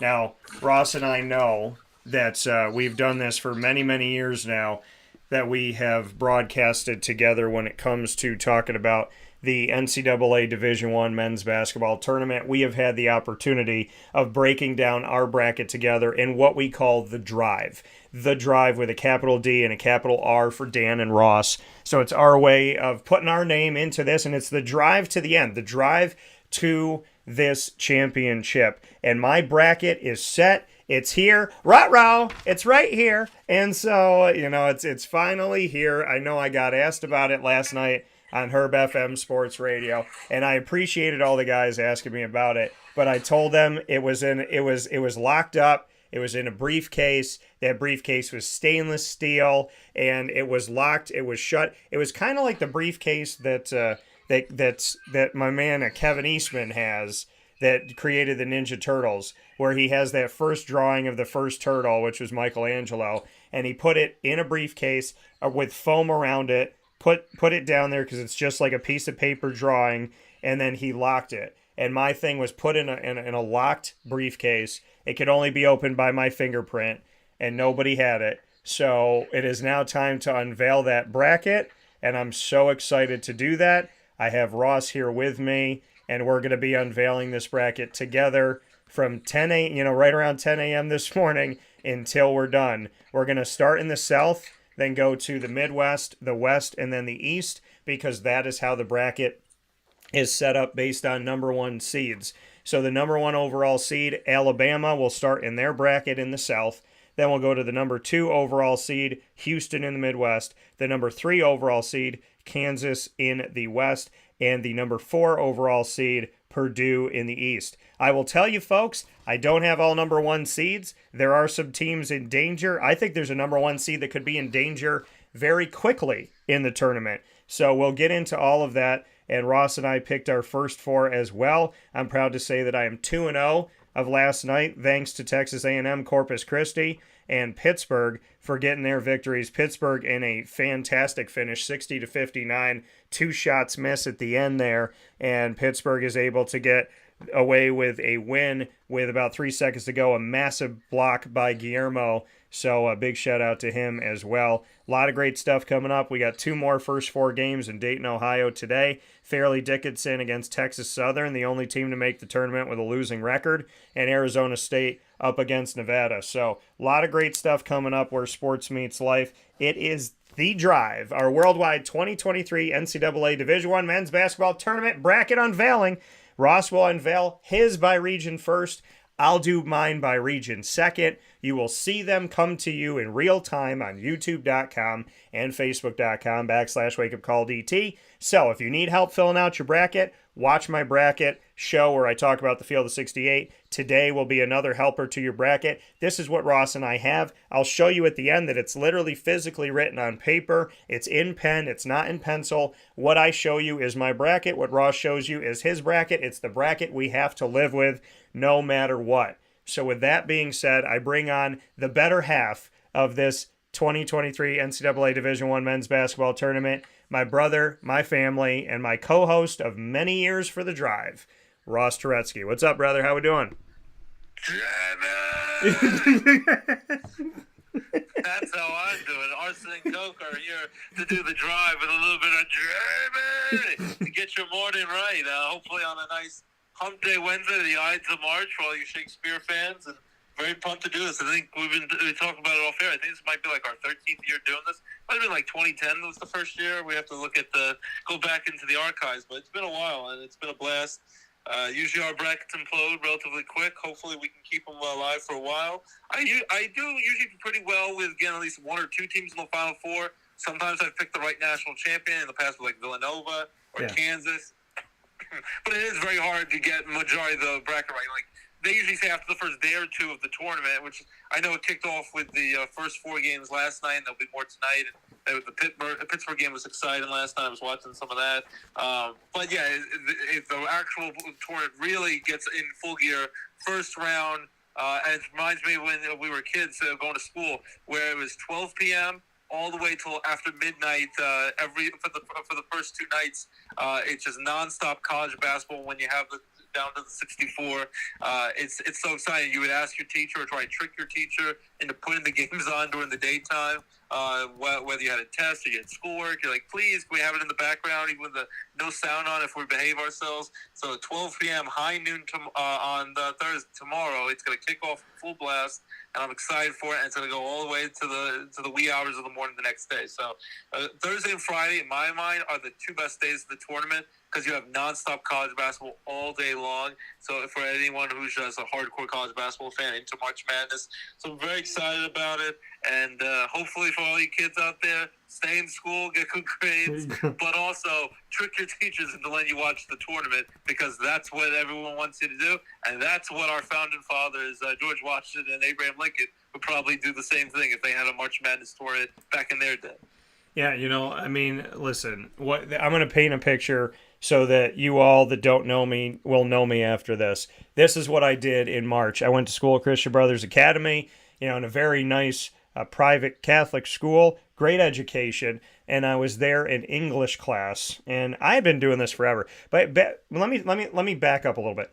As a kid in elementary school, Our Lady of Pompeii, I want to shout out Barbara Jacks, Mrs. Jacks, my 5th grade teacher, because we'd be sitting there, it's March Madness, Syracuse making the tournament all the time, and she, out of nowhere, she's like, oh, do this work, whatever, we're doing work, we're at our desk, we're quiet. She wheels in the television, and she says, if you're all good, I may turn on Syracuse to watch them in the NCAA tournament. I can't tell you how many times at Our Lady of Pompeii School that we watched Syracuse in the NCAA tournament. So I want to shout out all my incredible teachers for priorities.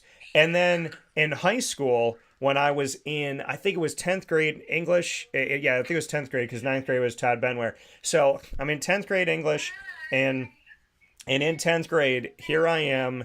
We had a substitute teacher, thank goodness, because the regular teacher that we had for our English class ended up getting fired because he was a special human. But we had our stand-in teacher here, and it was one of the brothers that came in, a fantastic guy, a great person that gave to the church and all that. So here he comes in. He's sitting right in front of me. He's like 2 seats in front of me. I had my Walkman, which, folks, by the way, if you like Star-Lord and you think Star-Lord's fantastic for his music choices and his Walkman, I would like to tell you that my music choices in Walkman came out before Peter Quill and Starla. Explain to the young kids of today and the kids who are going to college right now what the heck a Walkman is. I had a Walkman. I still actually have a Walkman. Yeah. Once in a blue moon, I'll use it.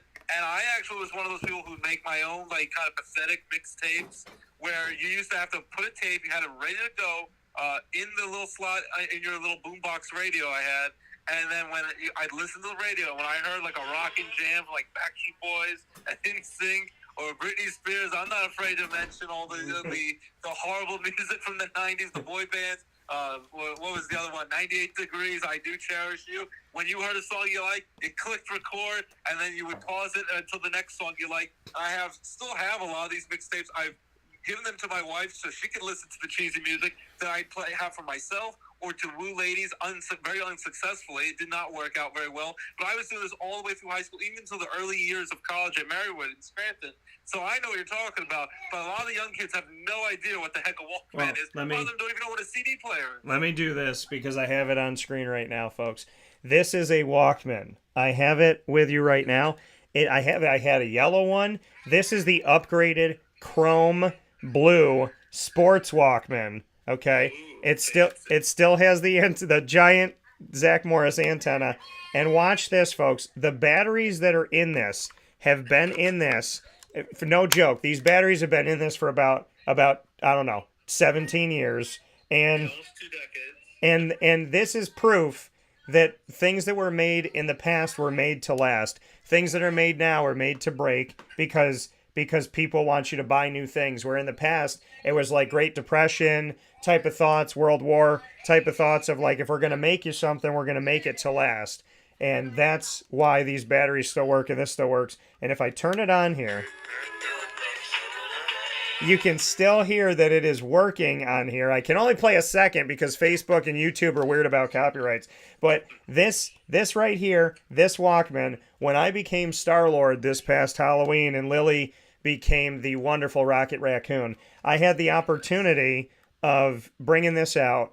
And I was like, I got everything down to the Walkman. I had it playing while we were walking with my my niece and my nephew to get ourselves. I have many nieces and nephews, including LJ and Lorelei. So I was out there Halloween trick-or-treating with my niece and my nephew, and I had the opportunity to bring this out. It's not a prop. I didn't buy it in some ridiculous costume store. I've had this forever. And it has this little thing where you can have it on your arm. It's got a little clip that I can put it on my belt. And this still works, folks. It works better than an iPhone, okay? And the batteries are better than an iPhone because iPhone batteries are built to die so that you'll buy new iPhones. So, and that's the truth. And I don't care if I said it because Apple is a... It definitely is. They just want to make you get the iPhone 300 or whatever number they're on right now. Every year there's a new iPhone. So, yeah, I totally agree. It might be prehistoric technology, the Walkman or the CD player, but that stuff actually works. I still even have my boombox. When I used to be like one of those corny guys you'd see in the 90s with the boombox going to the beach, thinking I was cool. Well, that was little Rossi doing that back in the streets of Brooklyn, New York, back in the early to mid-90s. So I thought I was cool. I'm sure I looked horrible doing it. I had like the acid wash jeans. I had tie-dye shirts. I don't know what the hell my style was back then. But it was quite a scene. So it's not science fiction, the Walkman. When people watch that, the kids watch Guardians of the Galaxy, they probably think it's just made up. That's what we were doing back in the day. And we made the best mixtapes ever. So if you ever want to woo your significant other, make them a mixtape.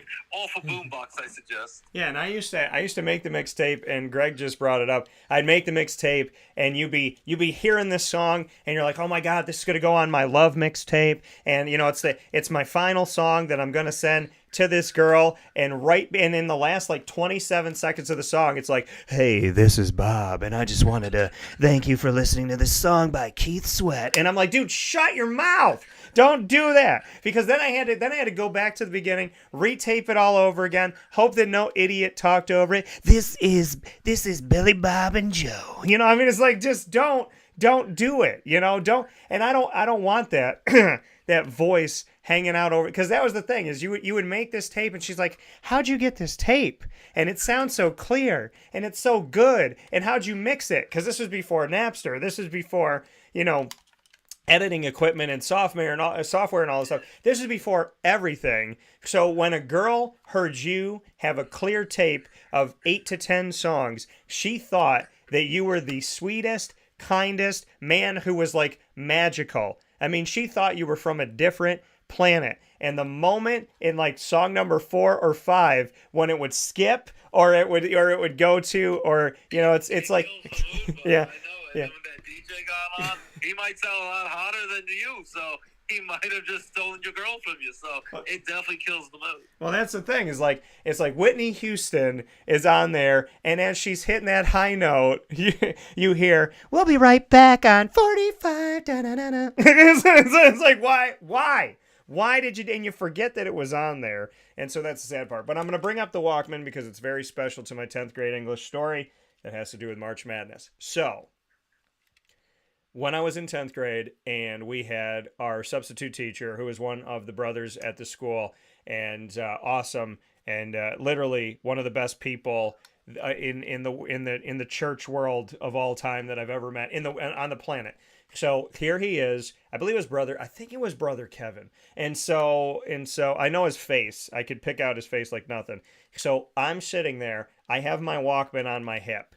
I have run and this is before really good ear pods. So this is when the headphone, if you could get headphones that didn't go over your ears and you could get little tiny headphones that you could sneak in, you were considered to be from the future. So I ran this up my dress shirt, put it in my ear, was listening to it, and I think it was the game where Butler went up and made a layup toward the end of the game to win a game.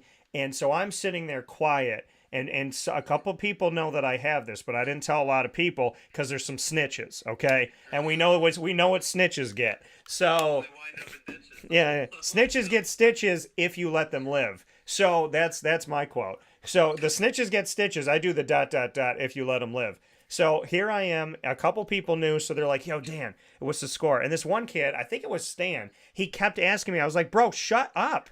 Like, you can't ask me every 3 seconds. You got to ask me like once every whatever, or send me a note or something like that. You can't be saying it out loud." So I'm sitting there listening to it, and out of nowhere, we're in English class, quiet study hall, brother Kevin hanging out, 2 seats in front of me, looking right at me. Butler hits the shot. And I was like, "Yeah!" And out of nowhere, I just jumped up. Like I just randomly cheer for no reason. And he looked at me and I was like, "Oh crap, I have detention now." And he leaned into me. Coolest thing, one of the coolest moments ever in my life that's ever been done. He leans into me and I'm thinking I'm going to detention. He looks at me and he goes, "What's the score?" And I was like, that is a person who understands the madness of March. So with that being said, Ross and I are unveiling our brackets. Mine has come out of the lockbox. It's sitting here with me right now. We're going to start in the South region. Like I said, we're going to go by region of the number 1 overall seed. So we're going to go Alabama's South bracket. We're going to go to Houston in the Midwest. We're going to go to Kansas in the West. And then we're going to go to Purdue in the East. So with that being said, Ross will unveil his, I will unveil mine. It'll happen in real time on screen and through audio. You're live with us worldwide on youtube.com and facebook.com/wakeupcalldt. You're live on wakeupcalldt.podbean.com for internet streaming radio. It is now time to unveil the bracket. My wonderful, and like I said, better half of this bracket, Ross Turetsky, will bring you his South region when you're ready, sir. We'll start at the top of this thing, so we'll start with Alabama versus 16 seed Texas A&M Corpus Christi, and we'll go all the way down to 2 Arizona versus Princeton. So bring me down that list of the round of 64, and then we'll work it forward. All right, so do you want me to go all the way in that bracket to my Final Four of that bracket, though? Yeah, so what we're going to do is I want you to go down the list. I want you to do 1, 16, 8, 9, 5, 12. We're going to go all the way down, and that'll be your 64. Then I'll say round of 32, Sweet 16. So I'll prompt you, and we'll go from there. All right. Just want to make sure. I don't want to go too crazy here. Plus, I have because normally I'll let Ross go, and then he'll be like da da da da, and my national champion. No. So... later, and then you have like 5 minutes to talk. And then I have my little man LJ here, who's 3 years old. He's combustible, so he's right now hanging out in my daughter's little frozen castle. So at any moment he might pop out and he might shout and scream. So just so you guys know, that's what we have. We have a combustible little toddler who at any moment could start screaming and ranting and raving, just like you'd be on the streets of New York on like the subway or something. You have no idea what's going to happen. Well, Same thing with LJ. I would rather see my nephew LJ as the Red Hulk than Harrison Ford. So if he hulks out, I hope he doesn't. If he does, then I think that there's a future for him in the MCU. Go ahead with your bracket, sir. All right. Well, the number 1 seed is Alabama, the Crimson Tide. I know everyone knows them for college football with Nick Saban all the national championships. Alabama, one of the best teams all year long.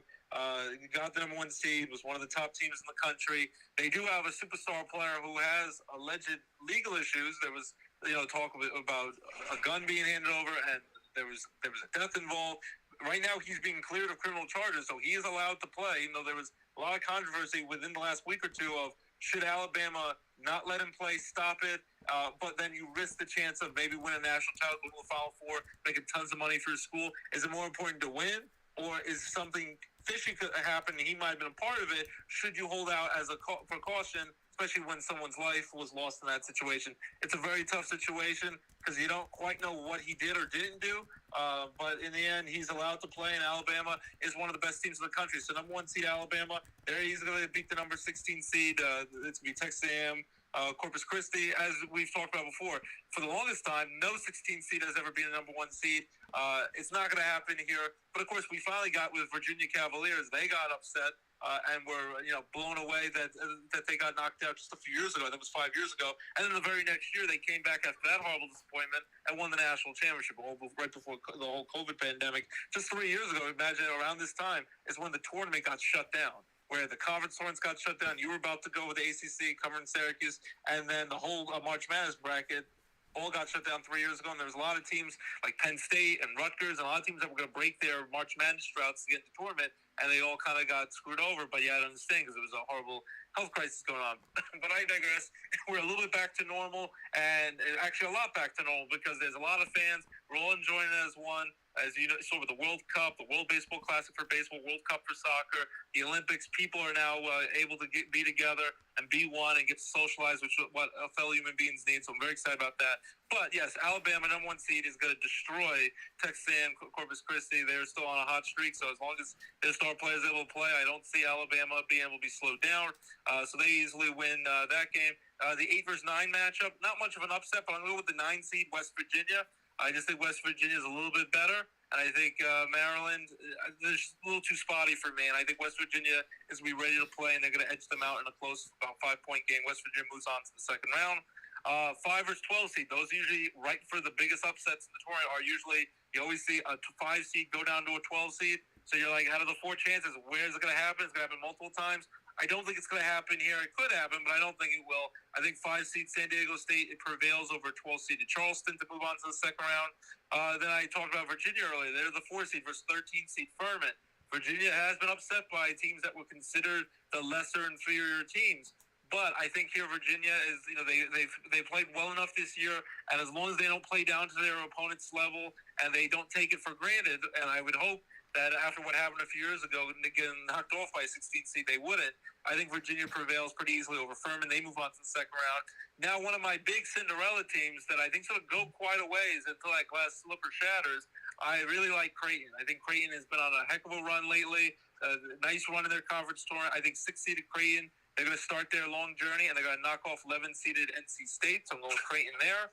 And then 3-seed Baylor, I have them knocking off 14-seed UCSB. So Baylor will prevail to go to the second round. I think they're just too much of a juggernaut. They're not going to be slowed down there. And then I have the 7-seed Missouri. This is going to be a little bit of an upset. I have the 10-seed Utah State knocking off Missouri. So I think that Utah State will prevail, knock off Missouri in a close game. I think it will be a tight March Madness game. That they moved on to the second round. And then for the bottom of it, I have number 2 Arizona. I think they're going to knock off the Ivy League champ 15-seed of Princeton. Princeton usually plays pretty tough. Once in a while they'll even win a game this tournament. very tough, though, when you're in such a low seed. You're a 15 seed to knock off a 2 seed. It would be one of the big upsets of the tournament. I think they could scare Arizona, but I think in the end, Arizona will pull away at the end. But I think Princeton will give them a little bit of a scare, but Arizona's going to easily win that to go to the second round. So then, I guess you're going to preempt me now. We're going to well, I'll just go to the next part. You know, I like to talk, buddy. We're going to go to the second round, Alabama versus West Virginia. I'm going to say Alabama is going to win that and win that pretty easily. Alabama's going to Sweet 16. Then we have Virginia versus San Diego State. Virginia is going to continue on their nice roll coming out of the ACC. I think Virginia has just faced tougher opponents, and they're more battle-tested. They'll knock off San Diego State. So Virginia going to the Sweet 16. I have Creighton, who, again, I said they're going to go quite a ways, in my opinion. I think Creighton is just red hot right now. They're going to actually pull off another big upset after beating NC State in round one. They're going to knock off Baylor, and I think Creighton moves on to the Sweet 16. And then I have Arizona knocking off Utah State to go to the Sweet 16. I think they'll win that pretty bigly, as former President Trump would say. Mm-hmm. And then we go back to the Sweet 16. Up top, we're going to go with Alabama versus Virginia. I like Alabama here. I think Virginia, they're going to be a tough team to beat. I think this game could be a one-possession game, go right down to one of those buzzer beaters, classic games from this tournament that we've seen in past years. But I think Alabama will get a scare from Virginia. Virginia will give them everything they can handle and more. But I'm going to go with Alabama to knock off Virginia and go to the Elite Eight. And then I'm drinking the Kool-Aid. The Creighton Blue Jays. Creighton's knocking down Arizona, the 2 seed. I think one of the top teams everyone thinks this tournament can make a big run. I think Arizona's going to lose to Creighton. I really believe in Creighton. I love how they're playing. So the Creighton's going to knock off NC State. They're going to knock off Baylor. And then they're going to knock off Arizona to go to the Elite Eight.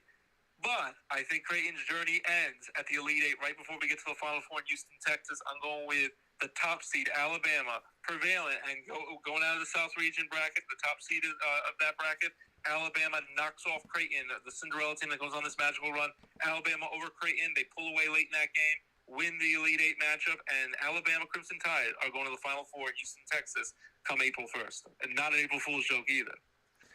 So Alabama, Ross has winning the South bracket. There we go. So that's Ross's unveiling of the South. It is now time for me to unveil my South bracket. So I appreciate what Ross had.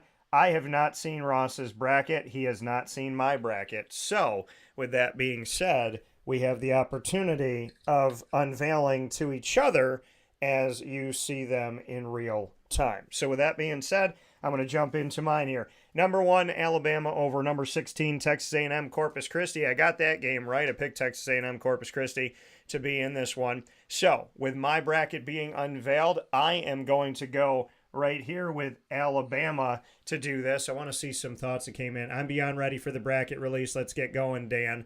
Adam, patience, man, patience. And then John said, stop, sure did. We're talking about Walkmans, and we're making lovely love letter mixtapes. We have priority. You'll get your picks, but you have to listen to our sad love stories and our love lives before that. You will listen to it, and then you will enjoy the best. I like you. You'll listen and you'll like it. So that's it. You take it and then enjoy it. Yeah. You'll take it and then we'll tell you what you took after you took it. So Alabama, that's Coke's way at Arson as well. It's kind of like the McRib. It's mystery meat. You have no idea, or most hot dogs at stadiums. You have no idea what the heck you're eating. So just enjoy it. Put the blindfold on, close your eyes, and hope for the best that you're not in the bathroom for the next 12 hours. Yeah, that's what it is. It's, well, I'm not going to say that. I could say it, but it's dirty. Alabama's playing number 1. Alabama, Texas A&M, Corpus Christi. Alabama, number 1 overall seed, is going to move on in my bracket. I'm also picking West Virginia. Of the 2 teams that I don't believe should be in the tournament, either one of them. I don't see either one of these teams that should be in this bracket at all, because Maryland and West Virginia could not make a better case to me than some of the other schools that were left out, like Vanderbilt, Clemson, Rutgers. I know Rutgers lost, but we're talking about before these games were played. Alabama, West Virginia will play up against each other. And then I have the College of Charleston taking down San Diego State. Yeah. Upset alert. The College of Charleston, 31 wins. And what were they told? You probably are not going to make the tournament unless you win your conference tournament. That's what they said to Charleston. Charleston has nothing to lose. San Diego State, they're a team in these 7-10 matchups, these 5-12 matchups. It's a danger zone. I do believe that they can win, and I'm not disrespecting the Mountain West, who has 4 teams in the tournament this year, 3 of them at-large teams, which shows that the committee likes the Mountain West. And I love seeing that they're going beyond the typical conferences to reach out to some of these other ones. Some questionable calls, but I'm picking the College of Charleston in this matchup because I think San Diego State is vulnerable, unlike one of the other teams in the conference we'll talk about in a minute. Virginia, I got them winning this game against Furman, but I'll tell you something. From being at the ACC championship game, Virginia, please understand something. You cannot go up against Furman and score a little bit of points to start off this game. Don't be getting 17 in the first half. Do not start out sluggish. You have the guys, you have the talent, you have the inside, you have the shooters, you have the guards. Do something. Be Virginia. You were not Virginia against Duke. They need to bounce back. If they're reeling from that and they still feel that loss, it could come back and bite them in the butt. The Virginia Cavaliers are moving on, but I'm very concerned about how they start this game against Furman. Creighton and NC State. NC State, in my opinion, has done some things to be in this tournament and other things not to be. The Creighton Blue Jays, who usually put me in a situation where I'm like, dang it, Creighton.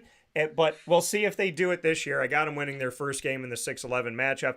And the Baylor Bears are going to take down UC Santa Barbara going down to the Baylor Bears. I got Baylor winning, and going off of something we said yesterday with my dude Odyssey Jones of WWE NXT, he said he's the real cocaine bear. So I love that.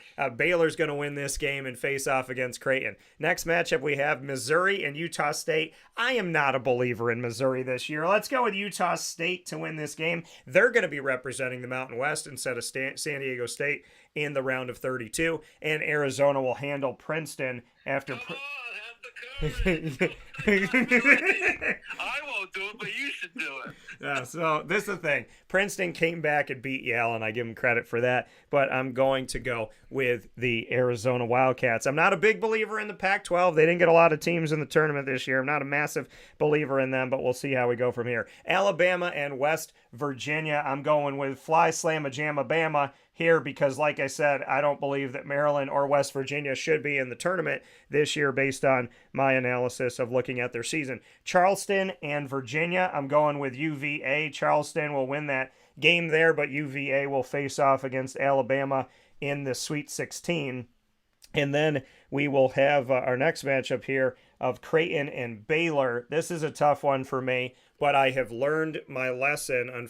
I shouldn't say I've learned my lesson, but the Creighton Blue Jays, just when you get into them in the Big East tournament, they lose. Just when you get into them in this tournament, I think they're going to lose. I'm going with the Baylor Bears in this matchup. This is reluctantly going with the Baylor Bears because I want Creighton to win this game, but I feel like I picked Creighton in the past, and it's bit me in the butt. Utah State against Arizona. I'm going with Arizona to move on here. So as we have these matchups inside of the nation's Sweet 16, who's going to get to the Elite Eight? That's going to be Bama moving on to the Elite Eight, and I have Baylor beating Arizona to move on to the Elite Eight. So we both have Arizona losing to the winner of Creighton and Baylor.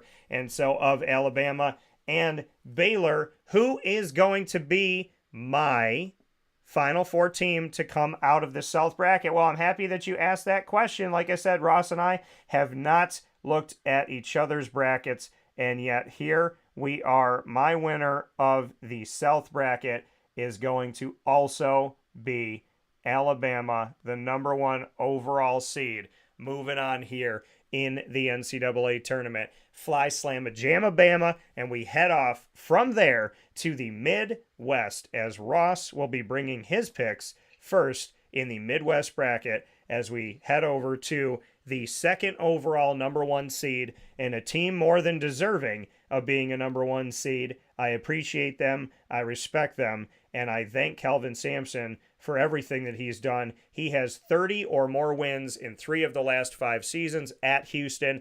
As you will see, I have a special coming up with the American Athletic Conference Commissioner Mike Oresco, and I have my Q&A with Kelvin Sampson and my Q&A with Penny Hardaway and the players. That's all coming up today, but not before we unveil the Midwest region. Go ahead, Ross. Yeah, Midwest region. I love the Houston Cougars. I think they're going to be the team to beat pretty much the whole tournament. They were the number one team in the country for a lot of the season. They got tripped up in their conference championship game, but I think the Houston Cougars, they're going to roll the 16th seed North Kentucky. Houston's going to easily win that to move on to round 2. And then we have Iowa versus Auburn. Again, like an 8-9 matchup like Maryland, West Virginia in the South bracket. It's close. It's hard to pick. Iowa from the Big Ten, Auburn from the SEC. I'm going to go with Auburn, though. I'm going to give Auburn a slight advantage, the 9 seed, to knock off Iowa. They move on to round 2. Then we're looking for another 5 seed versus 12 seed. Can a 12 seed pull off an upset? Drake, and this is not my favorite Jewish rapper. Drake? Yeah, this isn't Drake or Drake's Coffee Cake from those Seinfeld episodes that we love. As much as everyone loves Drake and all his rap music and all about Give me all that the ladies drizzle. he's trying to get. Yeah, Drake, the 12 seed. Can they pull it off? Not here. The 5 seed Miami Hurricanes are going to slap Drake back to reality, back to Degrassi, and Miami is going to knock off Drake very easily, very handily. Miami moves on to round number 2. The 4 seed Indiana, I have an upset here. 13 seed Kent State knocks down Indiana from the Big Ten. They've been a powerhouse for years, Indiana, the Bobby Knight years, all the championships, all the big runs they've had. And Indiana, though, most people are going to have them moving on in this tournament. I think I'm looking for which are some of the lower, which are considered the weaker teams to knock off a high seed. I'm going with Kent State here. I think Kent State is going to be playing hot, and they're going to play with the house's money and with nothing to lose, which makes you dangerous. So just like Virginia, we mentioned against Furman in the other bracket, if you don't put away what everyone would think a quote-unquote weaker team, you don't put them away early, you let them hang around for a while, that's dangerous because then they gain confidence, and then they could bite you in the butt because they can come back and get you. Just like those horror movies where it's alive. When you think he's done, he gets back up with his axe and he comes to get you. And I think Kent State takes the axe out and knocks off Indiana. So Kent State moves on to round number 2. And now we're going to go with Iowa State versus Pittsburgh, who won their matchup against Mississippi State in that thriller 1-point game last night playing. I know it's the first 4, but I call it a playing game. I love Pitt, but Pitt's had some injuries. If those players don't come back healthy, which they have to bounce back real quick to play Friday afternoon. And either way, I just think Pitt is going to make it close. They're going to if they ugly the game up, keep the game close, they have a chance. But I also don't like, between the injuries and how much they struggled at times last night in their playing game against Mississippi State, I'm going with Iowa State here. I think the Cyclones are going to knock off the Pitt Panthers, even though I love Pittsburgh teams and my wife loves the Steelers. So Pittsburgh is one of those Steelers that I would like them to move on, but I don't. If I have to be unbiased, which I have to be, I'm going with Iowa State to knock off Pitt, and I think Iowa State moves on to round number 2. Then we have Xavier versus Kennesaw State. I'm going with Xavier, the 3 seed, to beat down the 14th seed very easily. Xavier moves on to round 2. We have a nice thing here. I work, of course, for Penn State Scranton. Cover a lot of their games. They're one of the satellite smaller schools of main campus Penn State and Happy Valley. So cover a lot of their college basketball games, now baseball and softball season. And it's very exciting. They would have gone to the tournament in 2020 most likely, but then of course COVID hit and there was no tournament. So finally they broke their March Madness drought. I think it's been since 2011, so 12 years. Just like my Jets, my Jets, Jets. Hopefully, we get the news that Aaron Rodgers is officially a Jet today when he comes on the Pat McAfee show. Or else he's messing with him again because they just signed Alan Lazard. It's like, what are you doing? It's like, Green Bay, can you wipe my butt? New York, can you feed me grapes? Green Bay, can you put a fan in my face? New York, can you bring me on a trip? Green Bay, can you buy me a ring? New York, can you buy me a necklace? Dude, make up your freaking mind, dude. He's dragging this out. Maybe he'll announce it today when he has his solo spot on Pat McAfee's show. But it's going to be announced today at 2 p.m. Eastern Time on General Hospital on ABC. It could very well with him. And he does all the State Farm commercials. I don't care for his diva, arrogant attitude where he thinks he's better than everyone. The whole thing with the I'm immunized where he kind of wink, lied about he got the COVID vaccine. And then he ended up having to sit out when they still had the protocols. Luckily for him, they don't have the protocols anymore. And he cost his team a game and Jordan Love had to step in. And finally, Jordan Love looks like he's going to be able to take the reins over Green Bay because Green Bay doesn't want him, and they don't want to have to pay him $60 million a year. He's going to be 40 on December 2nd, same day as my little brother Henry. He'll be 30, so he's 10 years younger than him. But I don't care for his diva mentality. It's annoying. It's frustrating. But as a long-suffering Jets fan, I'm willing to drink the Kool-Aid. I'm willing to deal with his garbage because I need the 12-year playoff drought to finally end and go, hallelujah, hallelujah. We haven't had a really good quarterback since Joe Namath left, which was almost 50 years ago when he won their only Super Bowl back in Super Bowl III. Joe Namath supposedly is so desperate to let Aaron Rodgers come to the Jets, he will even let his number 12 be unretired for the year or two he's willing to play for them, which is pathetic that he's willing to play. Like, he has to put up with my stinky Jets. I've had to put up with the Jets my whole life. Aaron Rodgers, basically, I'm doing you a favor. Though you're paying me all this money, I'm going to get you all the players you asked for. He had a wish list. He wants Odell Beckham Jr., he wants Randall Cobb, his buddy from Green Bay. He wants Lazard, who they just got. The Jets they would have had no interest in if Rodgers didn't want to dangle the carrot saying, I'm coming. So maybe he comes today. Who knows? But I digress. I'm a frustrated Jet fan, as you can see. But they'll unretire the jersey, and then he'll leave again, and they'll have to retire it again. And I tell everybody, if you want to know about Aaron Rodgers and what happened in that cabin, it is available to you, I believe, on Paramount Plus. It's ridiculous. No. He paid all this money to go into a retreat of darkness for like 4 days. But think about it. They allegedly, the person that owns the cabin said he's in a darkness retreat, but at any time he can flip the switch to turn the light on. So they had power there. So he's on a darkness retreat where he could turn the light on and maybe nobody would know. And they said outside of people delivering him food. So if you have Grubhub and you have electricity, you're not on a darkness retreat. By the way, if you would like a live look into the life of Aaron Rodgers on the darkness retreat, you can see on Paramount Plus, I believe it is, or still in theaters, M. Night Shyamalan's Knock at the Cabin. Hey, it very well might be like that. Basically, all I think he did is I think he flipped the switch and turned the lights off, or didn't pay his electrical bill. So I think he calls up UGI right now. I think they would turn the electricity on. I think all you have to do is flip the switch and all that. So I don't care for a 40-year-old man going through a midlife crisis who I think really would rather just be the host of Jeopardy or be a State Farm advertiser pitchman than play in the NFL anymore. Yeah. And he's doing us a favor. I don't care how you brag. In order to get the answer to retire, stay a Packer, go to the Jets, he needed to go through a 4-day darkness retreat. I think it's pathetic. But I digress. Either way, what I started was Penn State. It's been 12 years since they've been to the tournament in March Madness. Would have ended in 2020, but we all know the pandemic shut that down. Penn State, the 10 seed's going to knock off the Aggies of Texas A&M. 10 seed Penn State. They've been good all year. They won over 20 games. They made a big run in the Big Ten tournament, went all the way to the Big Ten championship game, gave Purdue, the number 1 seed in the East region, a run for their money, only lost by 2 points, and I think went all the way to overtime. Penn State went on a heck of a run. They deserve to be in this tournament, and I think Penn State's not going to go out early. I think Penn State's going to give Texas A&M all they can handle.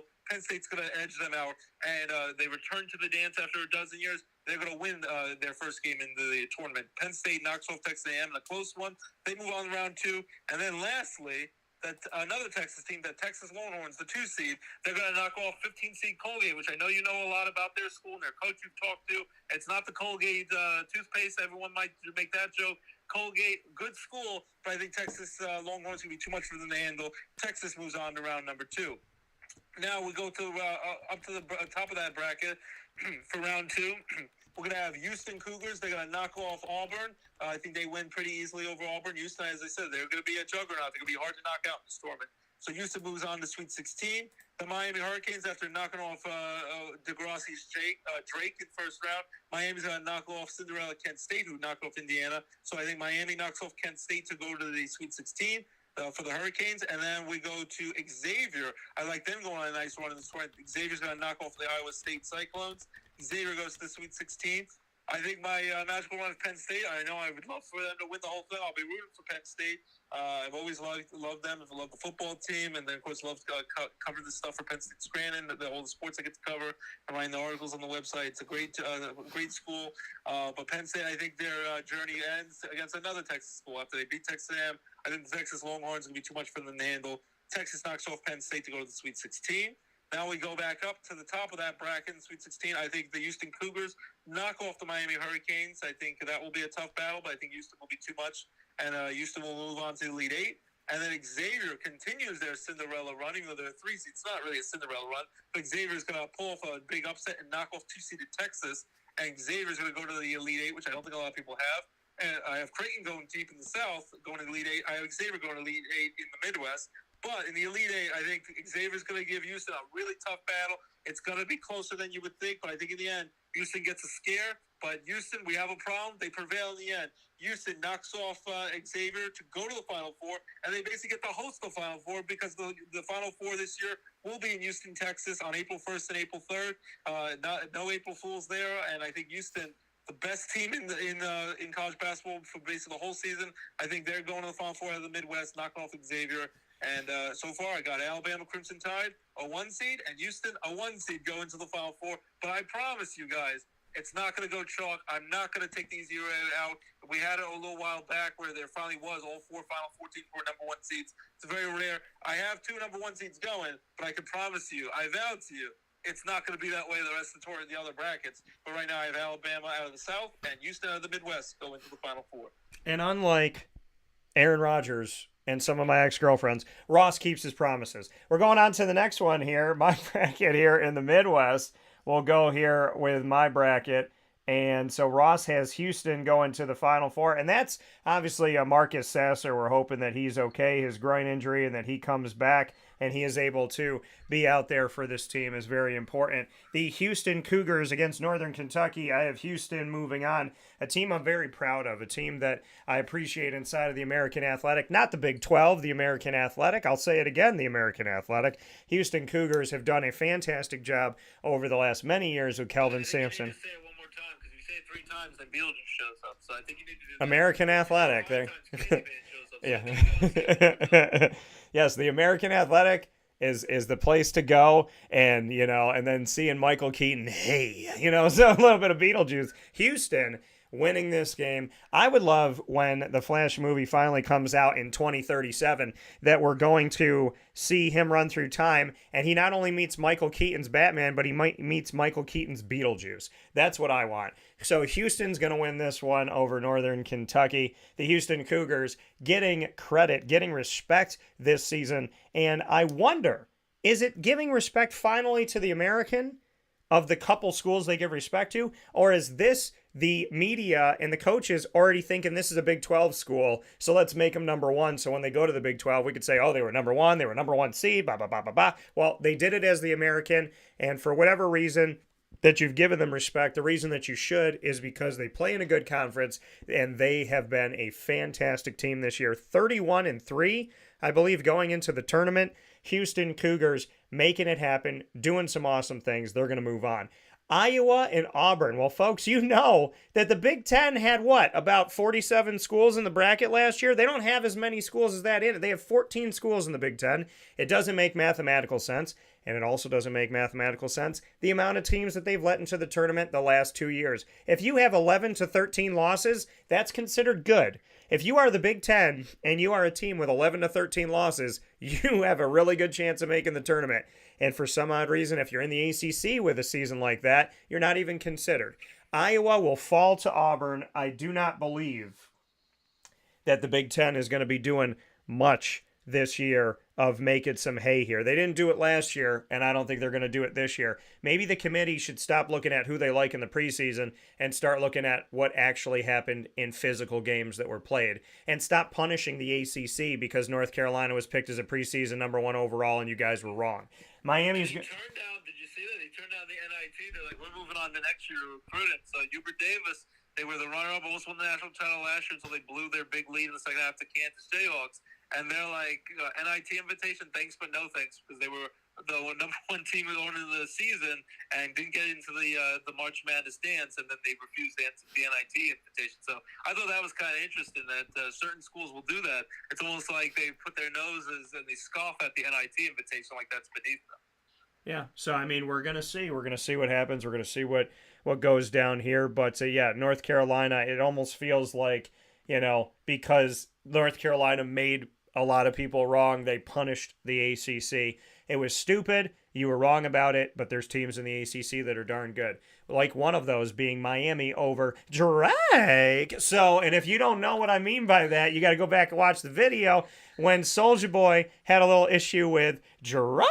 So that's how he said it. Miami over Drake. I thought maybe it was a sign yesterday. I was on 2 days ago. I was on the road and I went by Drake's Landing, and when I went by that road, I looked right at the street and I went, "Is that a sign?" And I said, "No, I got to pick Miami." Jim Larinaga, I like what he's doing over there. They don't give him the respect that he deserves, and he has had a fantastic season with the Miami Hurricanes, and I've had the opportunity to talk with him and the team. Sounds of the tournament, you're going to hear those coming up here very soon, as I want to kind of share those in a little rewind this week. So Iowa State going up against Pittsburgh, who I picked to defeat Mississippi State, and I'm picking Pittsburgh to jump over this line and get the... Oh, pardon me, I skipped one here before I go there. So I did Miami versus Drake and Miami winning. I skipped the Indiana-Kent State. My bad on that. So Indiana I'm picking to win this game.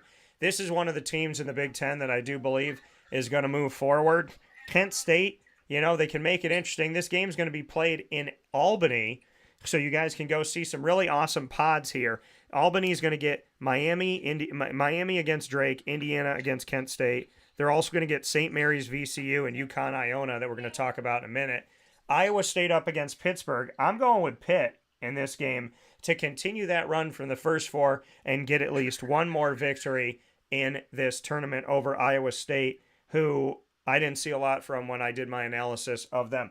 Xavier is going to win their matchup in the 3-14. I got Xavier defeating Kennesaw State and moving on here. Xavier having themselves a nice season, played in the championship game inside of the Big East tournament in Madison Square Garden, the mecca of basketball. And Texas A&M up against Penn State. This is a tough game for... It's a tough game. This is a tough game for me. It's a tough matchup to pick, but I think that we're going to see in the round of 32 Texas A&M versus Texas. So I have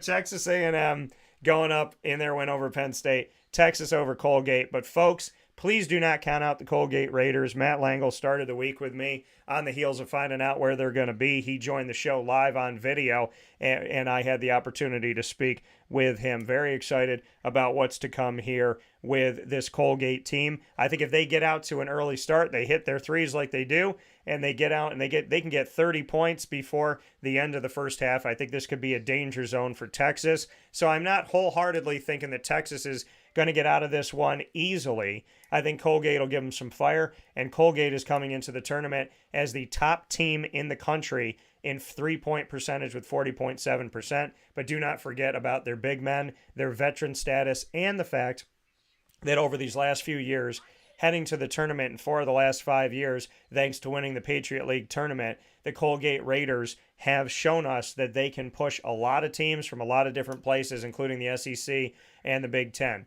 So, and those are well-respected conferences by the NCAA selection committee. So I have Texas versus Texas A&M, but I do believe that, and that's also going to happen in the SEC very soon, but I do believe that Colgate can give them somewhat of a fight here. Houston versus Indiana. I have the Houston Cougars moving on against Indiana to make it to the nation's Sweet 16. And in the next matchup, I have Houston defeating I have Houston moving on here to win this game. And and from there, I have Indiana, like I said, defeating Miami. So Indiana is going to move on here to face off against Houston. So I jumped the gun there for a second. So I have Houston facing off against Indiana, and then Pitt Xavier. I have Xavier moving on here, an old Big East team versus a new Big East team in Pitt and Xavier, and then Texas A&M and Texas. I have Texas moving on in that game, and so that is our Sweet 16 coming from the Midwest, and then Houston taking down Indiana in the Midwest, and Xavier, who I want to pick here, losing to Texas in this matchup as the 1 and 2. The battle for Texas continues as Houston and Texas get to decide which team from Texas is going to be going to the Final Four in Texas, which is pretty ironic.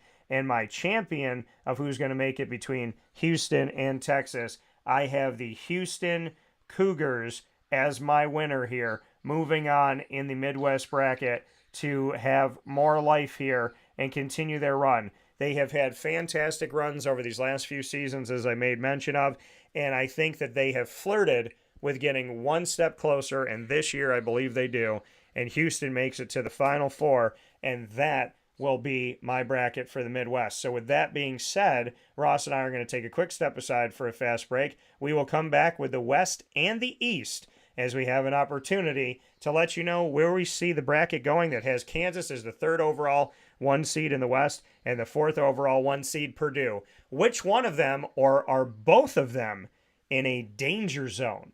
We'll tell you after this fast break on Wake Up Call with Dan Tortora. Carvel DeWitt, it's what happy tastes like. Do you know why? Because we make ice cream. Creamy, rich, flavorful ice cream. Not yogurt or iced milk like some of our competitors. Ice cream. Fresh, by hand, daily. For the calorie conscious, we have something new for you. Our new Carvelite. Same great flavor, creaminess, and texture of our regular ice cream with only 35 calories an ounce. So whether you want an ice cream cake, flying saucer, dasher, carvalanche, hard or soft ice cream, we will satisfy your craving with our fresh, handmade regular or new Carvelite ice cream. Carvel DeWitt. It's what happy tastes like.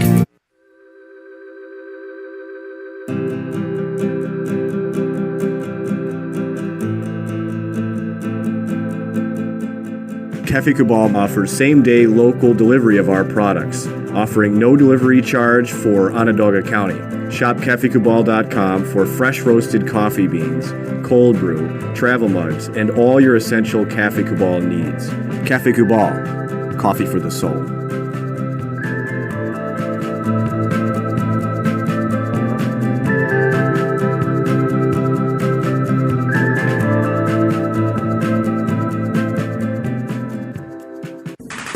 The Wildcat Sports Pub in Camillus, New York is located on 3680 Milton Avenue in the Home Depot Plaza. It is your family-friendly sports bar and restaurant. Folks, some sports bars aren't family-friendly. Some family-friendly restaurants are not sports bars. The Wildcat Sports Pub in Camillus, New York is proud to be both.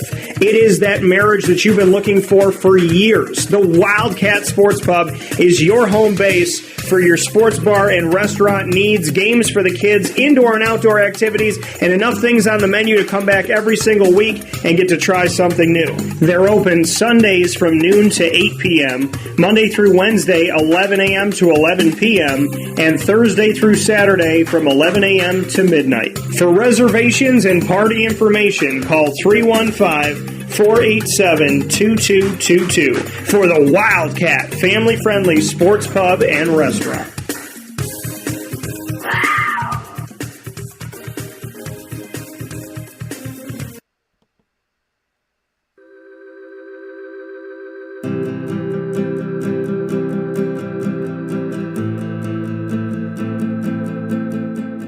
Cafe Cabal offers same-day local delivery of our products, offering no delivery charge for Onondaga County. Shop cafecabal.com for fresh roasted coffee beans, cold brew, travel mugs, and all your essential Cafe Cabal needs. Cafe Cabal, coffee for the soul.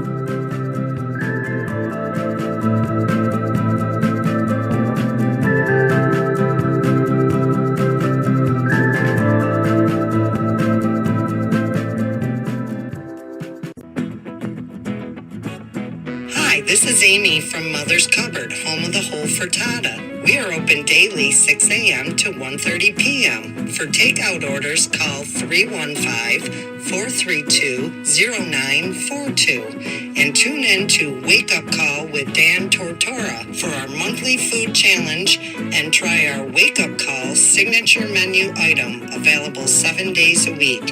Here at Mother's Cupboard, we are Central New York, and it's our honor to serve you. Ma and Pa's Kettle Corn and Popcorn Factory remind us that every day is worth celebrating. Find them at 201 Old 7th North Street in Liverpool, New York. Open Monday through Saturday in-store and all the time online at maandpaspopcorn.com. Serving our Central New York community and beyond, you can order all throughout the country at maandpaspopcorn.com. And remember to get your tins, which have in-store half-price refills forever. Ma and Pa's Kettle Corn and Popcorn Factory inventory available to you for fundraising and all of your events by calling 315-450-6272. That's 315-450-6272. Ma and Pa's Kettle Corn and Popcorn Factory. How corny are you?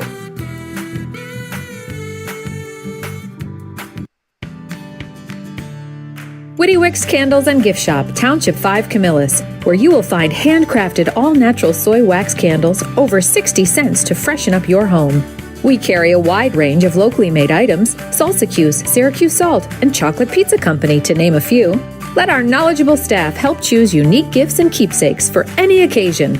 Gifts for family and friends, and maybe a little something for yourself. Witty Wicks Candles and Gift Shop, Township 5, Camillus. This is a special message from Merritt Brady, owner-operator of Chick-fil-A Watertown on 1290 Arsenal Street in Watertown, New York. Chick-fil-A for me has always been about the people. I think it starts with the strength and leadership of the Cathy family. It's just amazing to see a family-run business reach the altitude that they have.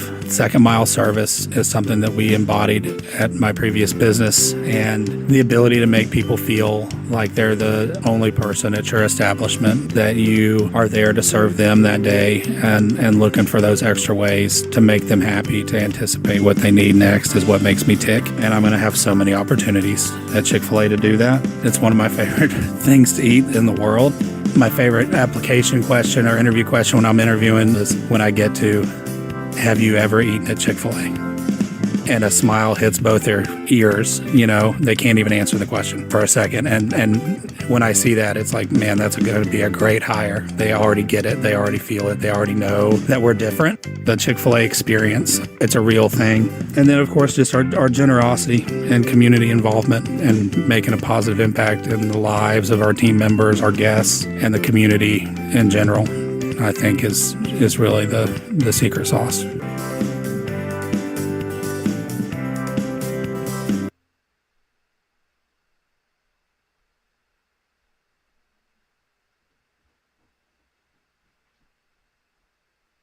Welcome back here to Wake Up Call with Dan Tortora inside of the Cafe Kubal Studios. Hanging out with you where sports meets that thing called life. Proud to be here with you and appreciate you for being with us every Monday through Friday from 9 a.m. to 11 a.m. Eastern Time. We're pulling some extra time here today because we have a lot of things to talk about as we break down our brackets in what we call the drive. That is the drive with a capital D and a capital R for Dan and Ross. We've done this for many, many years, and we're happy to do it again, bringing you the drive as we go through this entire NCAA tournament bracket for men's Division I, unveiling our bracket to you in real time, driving all the way to the championship game, and we are inside of the Cafe Kubal Studios, 3501 James Street, 324 West Water Street, 401 South Salina Street, all in Syracuse, New York, is where you'll find Cafe Kubal, as well as on 343 Fayette Street in Manlius, and on the corner of Route 11 and Taft Road at Sweetheart Corners in North Syracuse. So make sure you head out there today in their drive-through location. Let them know that Wake Up Call sent you and fill your cup up right. With that being said, we're trying to fill your cup up with all of our picks here today, letting you know exactly what we're feeling and what we're thinking. It's time for us to go to the West bracket, and as we have been doing, Ross will go first, I will go second, as Ross will unveil his bracket in the West, and we'll go all the way through to his winner of the West as Ross takes this third bracket that we have here. We've been doing our brackets in the order of the number one seed. So the number one overall seed in the South, Alabama, we did their bracket. The Midwest with Houston as the number 2 overall seed. It now brings us to the West with Kansas as the number 1 seed in the West and the 3rd overall. Your thoughts, Ross, on the West? All right. As I promised you, I'm a man of my word, as the Joker liked to say in Dark Knight. I'm a man of my word, and here we go. Yes. Well, number 1 is Kansas Jayhawks in the West region. I will not have them go to the Final Four, but you'll see why soon. Kansas, the number 1 seed, is going to trounce the 16-seeded Howard. Howard's it's a great university, especially academically, but in the end, it's overmatched firepower offensively. Kansas is just going to be too much for them to handle. Though one interesting thing is, I'm hoping that everything's okay with their head coach Bill Self. They, of course, went on their great run and knocked off North Carolina, that great second half double-digit comeback victory over North Carolina in the national championship game last year. But he had to miss the conference tournament, and they made it on a nice run, Kansas. But their coach was out. He was in the hospital, so I'm hoping he's okay. Hopefully he can coach. Either way, hopefully, the most important thing is hopefully he's healthy and everything's okay with him, that whatever is the issue, he makes it out okay. And he's a great coach. I know they love him there. So in many ways, I think it'll be a motivating factor where Kansas is going to want to win this for their beloved head coach, Bill Self, who's won a couple of national titles at Kansas. And they're really going to play hard for him. So Kansas is going to start off their West bracket. They're going to easily beat number 16 seed Howard, go to round 2. 9 versus 8 seed Illinois versus Arkansas. I'm going to go with the 9 seed, a slight upset. But I'm going to go with the Fighting Illini of the Big Ten, beating, as some people call it, Arkansas. I'm going to say number 9 seed Illinois, just I think has faced a little bit better competition out of the Big Ten. I'm going to go with Illinois in a close matchup, beating Arkansas to go round 2. My first 5 versus 12 seed upset. I know you've had one already. I'm going with VCU. They've done it in recent past. They've gone legendary runs. It's going to happen again. I think VCU, who made a nice run in their conference tournament, have made some legendary runs in the NCAA tournament in recent years in the Big Dance.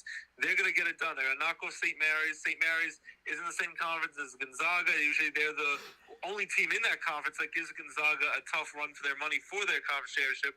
But I think St. Mary's is a little overrated as a 5 seed. 12-seed VCU is dangerous, and they're going to pick St. Mary's off and start their nice Cinderella journey to go to round 2. 4-seed, we were talking off air earlier, UConn. They seem like a very dangerous team, stacked lineup this year against 13-seed Iona. Rick Pitino, great legendary coach for many years for many teams. He's also had some run-ins with the NCAA with issues. Of course, he had to lose his national championship at Louisville. They had to vacate the national title from a few years back, and he had some issues at Kentucky, and he went to the NBA for a little while, coached the Knicks, had some success many years ago, then coached the Celtics, did not have success after he left Kentucky, then went to Louisville, had success, but had NCAA violations. So we were joking, Iona is a nice local school from New York, and it's nice that they're in the national spotlight, going to the March Madness dance this year. And Rick Pitino is going to be on that big marquee stage again in the tournament. But we were also saying if they somehow find a way to pull off this upset, hopefully they would actually hold on to the victory and they would not find a violation, take the win away, which they've done before with John Calipari and Rick Pitino, 2 legendary coaches who have some checkered past in their coaching career. But I'm going to go with UConn to win. I think Iona will try their best, but UConn is way too much firepower for Iona to be able to hold up against them. 4-seed UConn goes to round number 2. Then TCU, which of course had a great run in college football this year, small school that everyone kind of is like, what can you expect of them? They end up being, Texas loves their football, their Friday Night Lights. They end up being the top college football team out of Texas. And TCU went on a great run until they lost the national title game after they beat Michigan in the semifinals, lost the heartbreaker in the conference championship to Kansas State, but then they got blown out, bludgeoned 65-7 by the defending 2-time champion Georgia Bulldogs. TCU, not just a football school, they're a great football school, but I think basketball, they're going to get it done. I think Arizona State is going to win their playing game against Nevada tonight, but I think number 6 seed TCU is going to prevail. The Horned Frogs are going to knock off Arizona State tonight in their first round matchup to move on to round 2. Then we have number 3 seed Gonzaga, who always goes on magical runs, and they used to be the little engine that could Cinderella story with head coach Mark Few coaching this team in the Pacific Northwest, and no one thought could do anything. And they, for years, their major guy they bragged about was John Stockton, the great Utah Jazz who came star player who came from Gonzaga. But they've gone a hell of a run since 1999. Where they started to go from Cinderella, little engine that could, go to the Sweet 16. They've gone to Final Fours. They've had perfect regular seasons where they were favored to win the national title. They've gone all the way to the championship game, but haven't been able to get it done against the marquee schools once they've gone to the Final Four championship game. Gonzaga, I think, is going to go on another run. A lot of people don't really believe in them this year. They have their star center who left, their big man left for the draft, then decided to come back for his last year. So this is his final hurrah, trying to go out on top. Mark Few, can he finally win that elusive national title? Well, they're going to easily knock off number 14 to see Grand Canyon. It's not just a nice place you like to go visit out west, but I think in the end, Gonzaga is going to easily trounce them. So Gonzaga moves on to round 2. Then on the bottom of that Western bracket, I'm going to go with 7 seed Northwest of the Big Ten. Again, they just face tougher competition than a smaller school like Boise State. They've pulled off upsets before, at least in football, back in the day against Oklahoma with the Statue of Liberty play. But 7 seed Northwestern is going to knock off 10 seeded Boise State. Of course, the Boise State football plays in that blue field that we like so much. Northwestern goes, and then UCLA, the 2 seed, is going to knock off easily the 15 seed UNC Asheville. So UCLA goes to round 2. Back up to the top of the Western bracket, we have Kansas. So you had, wait 1 second, you had Northwestern, right? Yes, Northwestern over Boise State. Okay. Yes, so Northwestern over Boise State, UCLA over UNC Asheville. So now we go back to the top of the Western bracket in round 2. I'm going with Kansas, and again, playing for their head coach, playing well for them, trying to defend that national title. Kansas got to knock off the final Illini, go to the Sweet 16. Then I have VCU. Their glass slipper hasn't shattered yet. VCU's going to go on another magical run, and they're going to knock off UConn. I know you might think I'm crazy. Got to check my temperature. I'm not going delirious, and I'm not maybe don't have the vid, or I'm losing my mind. But I'm going with VCU. I'm not having delusions of grandeur. I'm going with VCU to knock off UConn Huskies and go to the Sweet 16. Ross just made a reference to Wicked, folks. I just want you to know that he said delusions of grandeur, and that's from Wicked. So. Hey, I got a lot of culture. I got references from everywhere, between Drake and from Wicked, from everything. We got it all here. But yeah, VCU, UConn's a heck of a team. It's going to go down to the wire. I'm going with like one of those old school Valparaiso, what was his name, Bryce Drew, 3-point shots at the buzzer. I'm going for a classic VCU buzzer beater to knock off UConn, one of the upsets of the tournament, to go to the Sweet 16. I'm drinking the Kool-Aid, even though it might destroy my bracket, but I'm going down with the ship. So Titanic, I'm going down with you.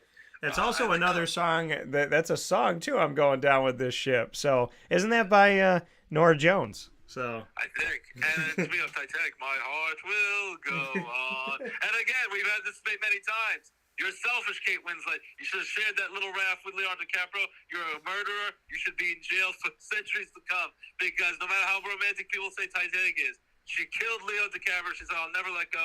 She let go to let his icy hand go down to the Atlantic Ocean because she had to save her own behind, and she let him die, and it's all Kate Winslet's fault. I know it's a fictional character, but Rose could have saved Jack, and she didn't care, and she moved on without him. So she held on to the jewel, and she let go of her man. That's what happened. Yeah, she let go, so I will never forgive her for killing my sweet Leo DiCaprio. So I digress. VCU beats UConn, by the way. Okay, so now we're going to go with TCU and Gonzaga. I'm going with Gonzaga. I'm saying Gonzaga knocks off TCU, and even though a lot of people don't think that this is going to be one of those classic Gonzaga teams going on a run, I beg to differ. I think Gonzaga goes on a run. They're not going to win the national title, but they go on a run, and Gonzaga, after beating Grand Canyon, is going to knock off TCU to go to the round 16. Now, on the bottom of the Western bracket, UCLA versus Northwestern. I'm going with UCLA, the Bruins. I just think that's going to be way too much. Northwestern's going to try to keep the game close, try to ugly up the game, be physical, really bring down the score because they're not going to be able to win a high-scoring game against UCLA. But again, UCLA, too much firepower out of the Pac-12. I know at times we don't always respect the Pac-12. We think they're kind of a soft conference compared to like the Big Ten that like Northwestern comes out of. But I think UCLA, and they don't always play the most physical kind of basketball, but I think UCLA is going to easily knock off Northwestern, go to the Sweet 16. Now, in the top half of the bracket, again in the Western bracket, Sweet 16, Kansas versus my Cinderella team. My heart will not let go of VCU. Well, they just let go. I'm a heel like in professional wrestling. I just let go of VCU just like Rose just let go of Jack. I let him go Traitor. down to the I betrayed them. I let him go down, broke off his icy wrist that had the handcuffs on him, let him go down to the Atlantic Ocean and sink for the next century. Kansas is going to continue on their magical run to win it for their head coach, Bill Self, the defending champion Kansas Jayhawks, knock off VCU and end VCU's magical run in the Sweet 16. Kansas goes on to the Elite Eight. Then on the bottom of that bracket, I'm going to go with Gonzaga against UCLA. Gonzaga is going to win against UCLA. UCLA is the 2 seed. A lot of people are going to expect them to win that. Again, as we were spoken off air, we're like, is this a year where Gonzaga is going to be a weak kind of a higher seed as a 3 seed? Are they going to make a magical run to the Final Four after all those years where they kind of let our hopes up? They've gone from that little, small, mid-major school to now a powerhouse, but they've fallen short in the championship games. I think Gonzaga knocks off UCLA, and they will go to the Elite Eight. And now, for my Final Four, who's going to Houston, Texas? I promised you it was not going to be a number 1 seed. And again, I'm a man of my word. I breed on chaos. I just want to watch the world burn. And that's what's going to happen. As much as I love Bill Self, and I know they were going to try to win this for their coach, and I hope he's healthy, he's okay, and they're going to try to win defend that national championship. They very well can. I might be drinking the Kool-Aid because you saw how far I let the VCU go. I'm going with Gonzaga to knock off the 3 seed. Gonzaga knocks off number 1 seed Kansas. My first number 1 seed goes down in flames, and their heart will let go. It did just let go. Gonzaga knocks off Kansas Jayhawks. There will be a new national champion crowned this year in college basketball. There will be no defending champions, which is very rare. You usually don't see a defending champion in any sport, whether it be football, baseball, anything, college basketball, especially with the turnaround with the one-and-done players. A lot of guys leaving, so it's very rare you get guys with chemistry who are there for years to come. It's very hard to sometimes follow these college basketball players because so many of them leave after 1 year, the marquee names, or even the mediocre ones go to the NBA draft even if they don't get drafted. But Gonzaga has a little advantage. They have chemistry for a powerhouse. They have a lot of their players stay for the 3-4 years to their upperclassmen. Mark Few, been their head coach for many years. And they have their center who's going to try to go out on top and came back out of the NBA draft back to Gonzaga to win it all and to finally put his stamp and legacy on this program. And I think Gonzaga is going to get it done. Gonzaga, in a close slugfest, I think it's going to be like a 3-point game. Gonzaga knocks off Kansas late to knock out the defending champions. Gonzaga is going to go out of the West bracket. My first number 1 seed goes down, Flames. Kansas goes down. Gonzaga beats Kansas, goes out of the West to the Final Four in Houston, Texas. And what we learned about this bracket more than anything else from Ross is that Kate Winslet is greater than the iceberg that took down the Titanic. So she is greater than. She is above it. She is a bigger villain of the movie Titanic than the iceberg was. I think she's one of the worst villains in cinematic history, if you ask me. I think she's worse than the Joker. She's worse than anyone. She's worse than like the Silence of the Lambs guy, Anthony Hopkins, puts the lotion on the skin, Buffalo Bill, any of those. Wouldn't it be crazy? She's worse than them. Wouldn't it be crazy if Kate Winslet, right before she let go of Leo, as she's looking him in the eyes, she's just like, I just want to watch the world burn. I mean, and that's. She could have shared the door, and I said if I was Leo and I knew she was going to let go, even though she said she wasn't going to let go, I would have turned the knob on the door and opened it so she could fall through with me. Because if we're going together. And what's really bad when you look at this is you look back on this movie, this 4-hour movie, and you say to yourself, there were so many other pieces of debris he could have sat on. There's no reason why he didn't have to do it. And you know what? When she said, number 1, she didn't love him because she didn't share the door. Number 2, they could have taken turns. Number 3, there was other debris to get on. Number 4, she said she never let go. Number 5, she held on to the jewel like some people do, as opposed to the person that you allegedly love. And so ultimately, Leo is a true hero, and Rose is one of the greatest cinematic villains of all time. Greater than Thanos, because Thanos kept the jewel. She screwed over the human and then threw the jewel and said, I don't want the jewels or the human. So Thanos was like, screw humans. I'm going to get rid of half of them, and I'm going to do it with these jewels. And he was insane in those movies. He thought he was doing good work. He was like, I'm protecting the environment. That overpopulation, I'll wipe out 50% of the world. Plus, it's also a comic movie, so it's not real. So it's okay. None of it's real. But with Rose, it was a lot more of a betrayal because it was personal betrayal, which is the worst. It was one-on-one. Could have shared. Could have saved your beloved. And could have lived happily ever after. Lived your Disney dream come true. And instead, you let him go, and you made sure you stayed warm. And think about this. The murderer. Thanos is the hero. Think about this. If you think that Rose from the Titanic, played by Kate Winslet, isn't the same as Thanos, think about this for a second.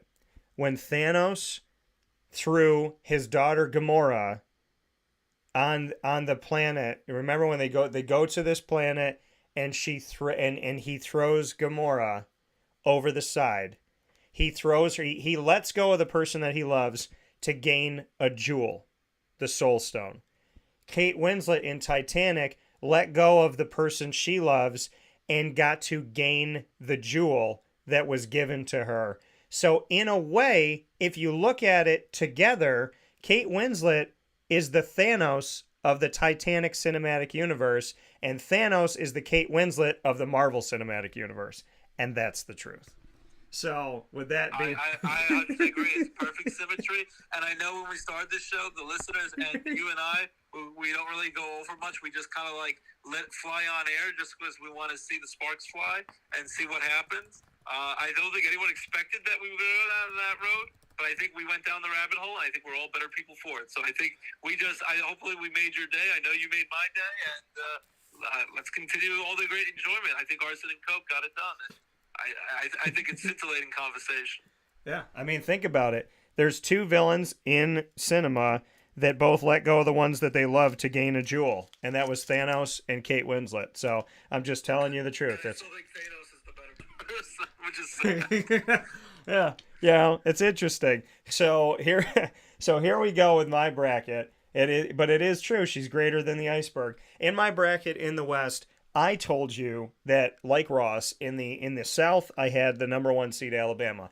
In the Midwest, I had the number 1 seed Houston.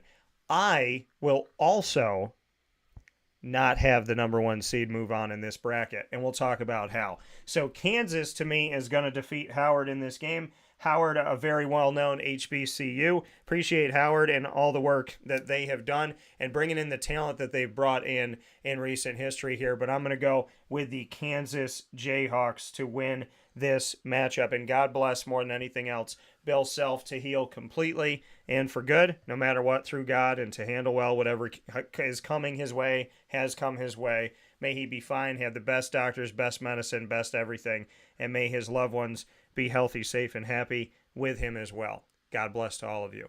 In Jesus' name, in my prayers here. So, Arkansas and Illinois, I'm going with Illinois in this one to win this game. The Fighting Illini will move on. There's a weird thing when I broke down the brackets that if you beat Illinois, you got into the tournament. A lot of teams that beat Illinois, especially when Illinois was ranked, but in general, if you got to win over Illinois, it was considered a big quality thing. I don't think Arkansas is going to get one. I think Illinois is going to win this game. And I got to turn the camera back on for the next one, the next pick that I make, because I bought this hat a long time ago. I bought it because I like the coach that put this team on the map. And when this coach put when this coach put this team on the map years and years later, so I've liked them for a long time. I liked them to the point where I was invited by fans of them to be part of their Facebook group. And I got to be part of this group. I think I'm still part of this group of these fans because of my love and my passion for this school. They saw it, they listened to the show, and they appreciated it. So it is my honor and my privilege to put on one of my favorite hats of all time because I went on campus when I drove from Syracuse, New York to Jacksonville, Florida, and that is your VCU Rams. I'm going with VCU, folks. I'm going with Virginia Commonwealth, the Rams, to win this game. This is one of my most favorite hats to wear. I love it. It's soft, it's comfortable, and it fits my head perfectly, just like they fit the next round of this bracket perfectly. I'm going with the VCU Rams, and I had to get my prop to do it. So the VCU Rams will move on here in the West bracket. I have them going by St. Mary's.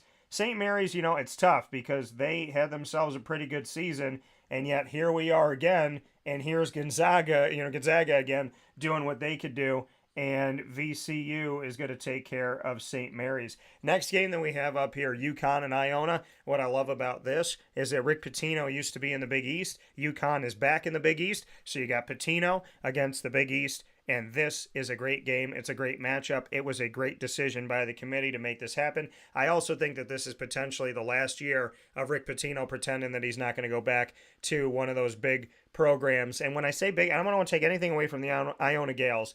I think Rick Pitino is going to find his way into the Big East ACC type of thing. I think we're going to see an emergence of Rick Pitino into one of these conferences, because this is what happens. When you do bad things and you get in trouble when it comes to sports, you go away, you pretend retire, you wait a year or two, you people You come back. You go to a school that not a lot of people are paying attention to. You fly under the radar, and you spend a few years there. Like Ross said, you hope people forget, and then you come back into the program. Rick Pitino is going to be making a resurgence, and he's smart because Jay Wright, Coach K, Mike Bray, Jim Boeheim, Roy Williams have all retired, and this is when he's going to make his move. But not before he goes up against UConn and loses in this matchup. I have UConn. I was going to say quickly, though, you're talking about people who've done bad things. Like Rick Pitino, I mentioned John Cavalry. I am very excited about one of your guys that you've loved, and I was a big fan of growing up as a kid with the Toronto Raptors, Damon Stoudemire, who's been an assistant coach recently for the Boston Celtics. He's going to be the new head coach in the ACC for Georgia Tech. Yeah. They're going to get to cover him, and I'm very excited that Damon Stoudemire is going to be a head coach in a big conference in the ACC, and that's going to be exciting. Covering the ACC tournament like you do, covering Syracuse when they play Georgia Tech, that's going to be very cool when you get to interview one of your childhood idols. Yeah. One of the two, if somebody asked me with over 4,000 people being on the show, if you ask me who are the two people that you want to talk to the most right now, without question, Damon Stoudemire and Fred Taylor. So by the grace of the most amazing, most incredible, and ever kind gods in my, the Lord has blessed me with a lot of things. And my mom said to me earlier that day, she said, Daniel, whether you believe it or not, I want you to look at me when I say this. The world around you is changing in a good way. Things are opening up. Things are changing. Around you, things are happening. And good things are going to come. Hours after she said that, Ross sends me that message about Damon Stoudemire. One of the people in my top 2 that I want to interview in this entire planet. Been a fan of the Raptors since I was 9 years old. From the moment he stepped onto the floor, and even before that, I have a Damon Stoudemire card collection of over 220 Damon Stoudemire cards from Arizona to Toronto and so on from there. I am such a fan, so excited of anywhere he could have gone, of over 350 plus programs. God is great. Opportunities arise. You take them when they come. Damon Stoudemire, I look forward to talking with you soon, by the grace of God. With that being said, I am going with UConn over Iona. And how about this? UConn sneaking back into prominence, a 4 seed. After everything they've been through, sneaking back in after getting into the Big East once again. TCU going up against Arizona State, Nevada. I'm going with Nevada in this game, so I want to underline Nevada here. But I'm picking TCU to win the game after the play-in game tonight between Arizona State and Nevada. I got TCU winning this game. By the way, let's talk about another Big East blast from the past name. Jamie Dixon, still coaching at TCU, still kicking butt. And Pittsburgh finally doing some good things again. They've been through a bunch of coaches on the way to Jeff Capel because when Jamie Dixon left, so did the success of Pittsburgh. So I know Capel's trying to bring it back up, and I respect him for doing it. Jamie Dixon, respect him as a coach. And when you talk about coaches in the Big East, hair slicked back, just those guys that look like mafia guys that you don't want to mess with, Jamie Dixon's one of them dudes. So do not forget about him. Don't think, oh, Jamie left Pittsburgh, he died to me. No. Go watch TCU, watch them Horned Frogs, give the credit where credit's deserved. The next matchup here, Gonzaga and Grand Canyon. This is where I'm sad. Grand Canyon hasn't been a D1 school for a long period of time. This is the second time they made the tournament in the last few years. I'm ecstatic for them. They're ripe for an upset. The problem is they're playing Gonzaga. And so I got Gonzaga going. This game might be close at a certain point, 30-20. Then Gonzaga is going to blow the doors open. I wanted Grand Canyon to get a victory, but they've put them up against Gonzaga, and I can't have that happen in my bracket. Northwestern and Boise State. This game is truly a pick'em game. This is a toss-up. I'm going with the Smurf turf, and I'm going with Boise State to win this game in this matchup. And the final one here, UCLA against UNC Asheville. If people don't know it, UNC has 5 campuses, I believe they have Division I schools. And Asheville, congratulations for making it. But I have UCLA taking them out of the tournament as UCLA advances. So that brings me to Kansas and the Fighting Illini, the Jayhawks against the Illini. And of all the schools in the Big Ten, the one that I respect probably more than most this year is Illinois. But I have Kansas winning that game over the Illini here. So I have them moving forward. And then with VCU and UConn, what will Dan do? What's Dan? Wait. We're going to put me back on screen. What is Dan going to do? Is Dan going to say the resurgent? Dan's gonna speak in third person. Yeah. So what now again, and I do that very, very jokingly because I think people that speak in third person in real life are crazy. But so where will I go is the question. Will I go to the reemergent UConn Huskies? Will I go to VCU? Will I put this hat back on, or will I leave the hat off? Could I go UConn? Could I go a reemergent team? Or do I go with the team that I think could make a run here in the bracket? Well, folks, for those of you watching on screen, it's time to go with you. I'm just kidding. VCU, baby. VCU's going to do it. Go VCU. VCU is going to win another game here in the bracket. They're going to move on to play the Rock Chalk Kansas Jayhawks. They're going to do it here. And so we are moving on here in my bracket in the West. And I have Kansas taking on VCU in this matchup, folks. And then after that, we have TCU going up against Gonzaga. And where will I go with this? Jamie Dixon, Mark Few, two coaches I appreciate and respect.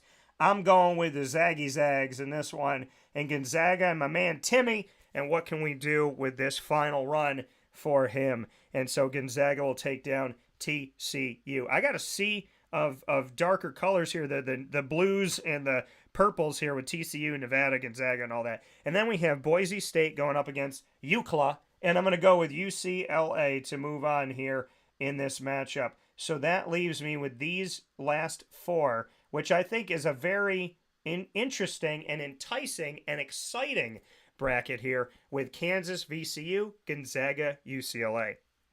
Where will I go? Kansas is going to take down VCU. I won't wear the hat the third time, but I will wear it twice. And folks, as they continue to win, I'll proudly wear this hat. My VCU fans, I hope I'm still a part of your group. I hope you're listening because you started listening years and years and years ago to the show. It could have been 10 years ago, 8 years ago that you started listening. Thank you for your love and support. Kansas is going to play who?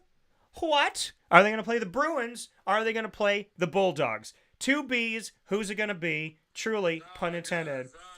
Where will I go? Will I go with John Wooden's past, or will I go with Mark Few's present and future? Well, few people may pick Gonzaga, but I'm going with Mark Few. Gonzaga's going to move on here in the tournament. So we have Gonzaga going up against Kansas, and this bracket looks like Ross's bracket. And I told you folks that I was not going to have a one seed move on from this bracket. I told you that that was not going to happen. As we've gone with the villains in today's show, as they would say from the Joker played by the late, great Heath Ledger, I'm a man of my word. So I am going with Gonzaga to move on here in the West bracket. Gonzaga, you know what I said going into this tournament? I said you make them a 3 seed, I think they become more dangerous. And that's exactly what they did. They didn't make them a 1. There's a lot when they're on that 1 line. I don't like the 8-9 matchups for the 1s because I think that the 8-9 could go either way, which is why it's so close. And it's a danger zone, and we'll talk about it in the next bracket. So to not be a 1 seed, to not be a 2 seed, to be somewhere in the middle here, I like it. And remember, Syracuse won a national championship when they were not a 1, not a 2, but a 3 seed in 2003. 20 years later, 3-seeded Gonzaga is going to bring me to the tournament. Because somebody asked me a while ago, if Syracuse did not win, if Syracuse was out, if they got bumped out of the NCAA tournament, who would you want to see win the tournament? I said my heart would pick Gonzaga. But my mind is going with Gonzaga here because I'm an impartial broadcaster on my show. So my heart would love to see him do it. I think that this year is going to be a wonderful run Timmy knows what he came back for. He knows what he wants. This team is on a mission. He is on a mission. And before there is an end to his time with the Bulldogs, Gonzaga will be back to the Final Four, and Kansas will be out of this one. The first number 1 seed to be bumped out by both Ross and I in the bracket as we head to the East. Your thoughts, Ross, in Purdue's bracket, the final number 1 seed? All right, in the East, last but not least, Purdue Boilermakers. They were the number 1 seed in the country for most of the year. I like them to make a pretty nice deep run in this tournament as well. But as I told you before, watch out, number 1 seeds. I picked Alabama Houston to come up in the Final Four of the South and Midwest region. You saw what happened in Kansas? Knocked them down in the West as Gonzaga knocked them out.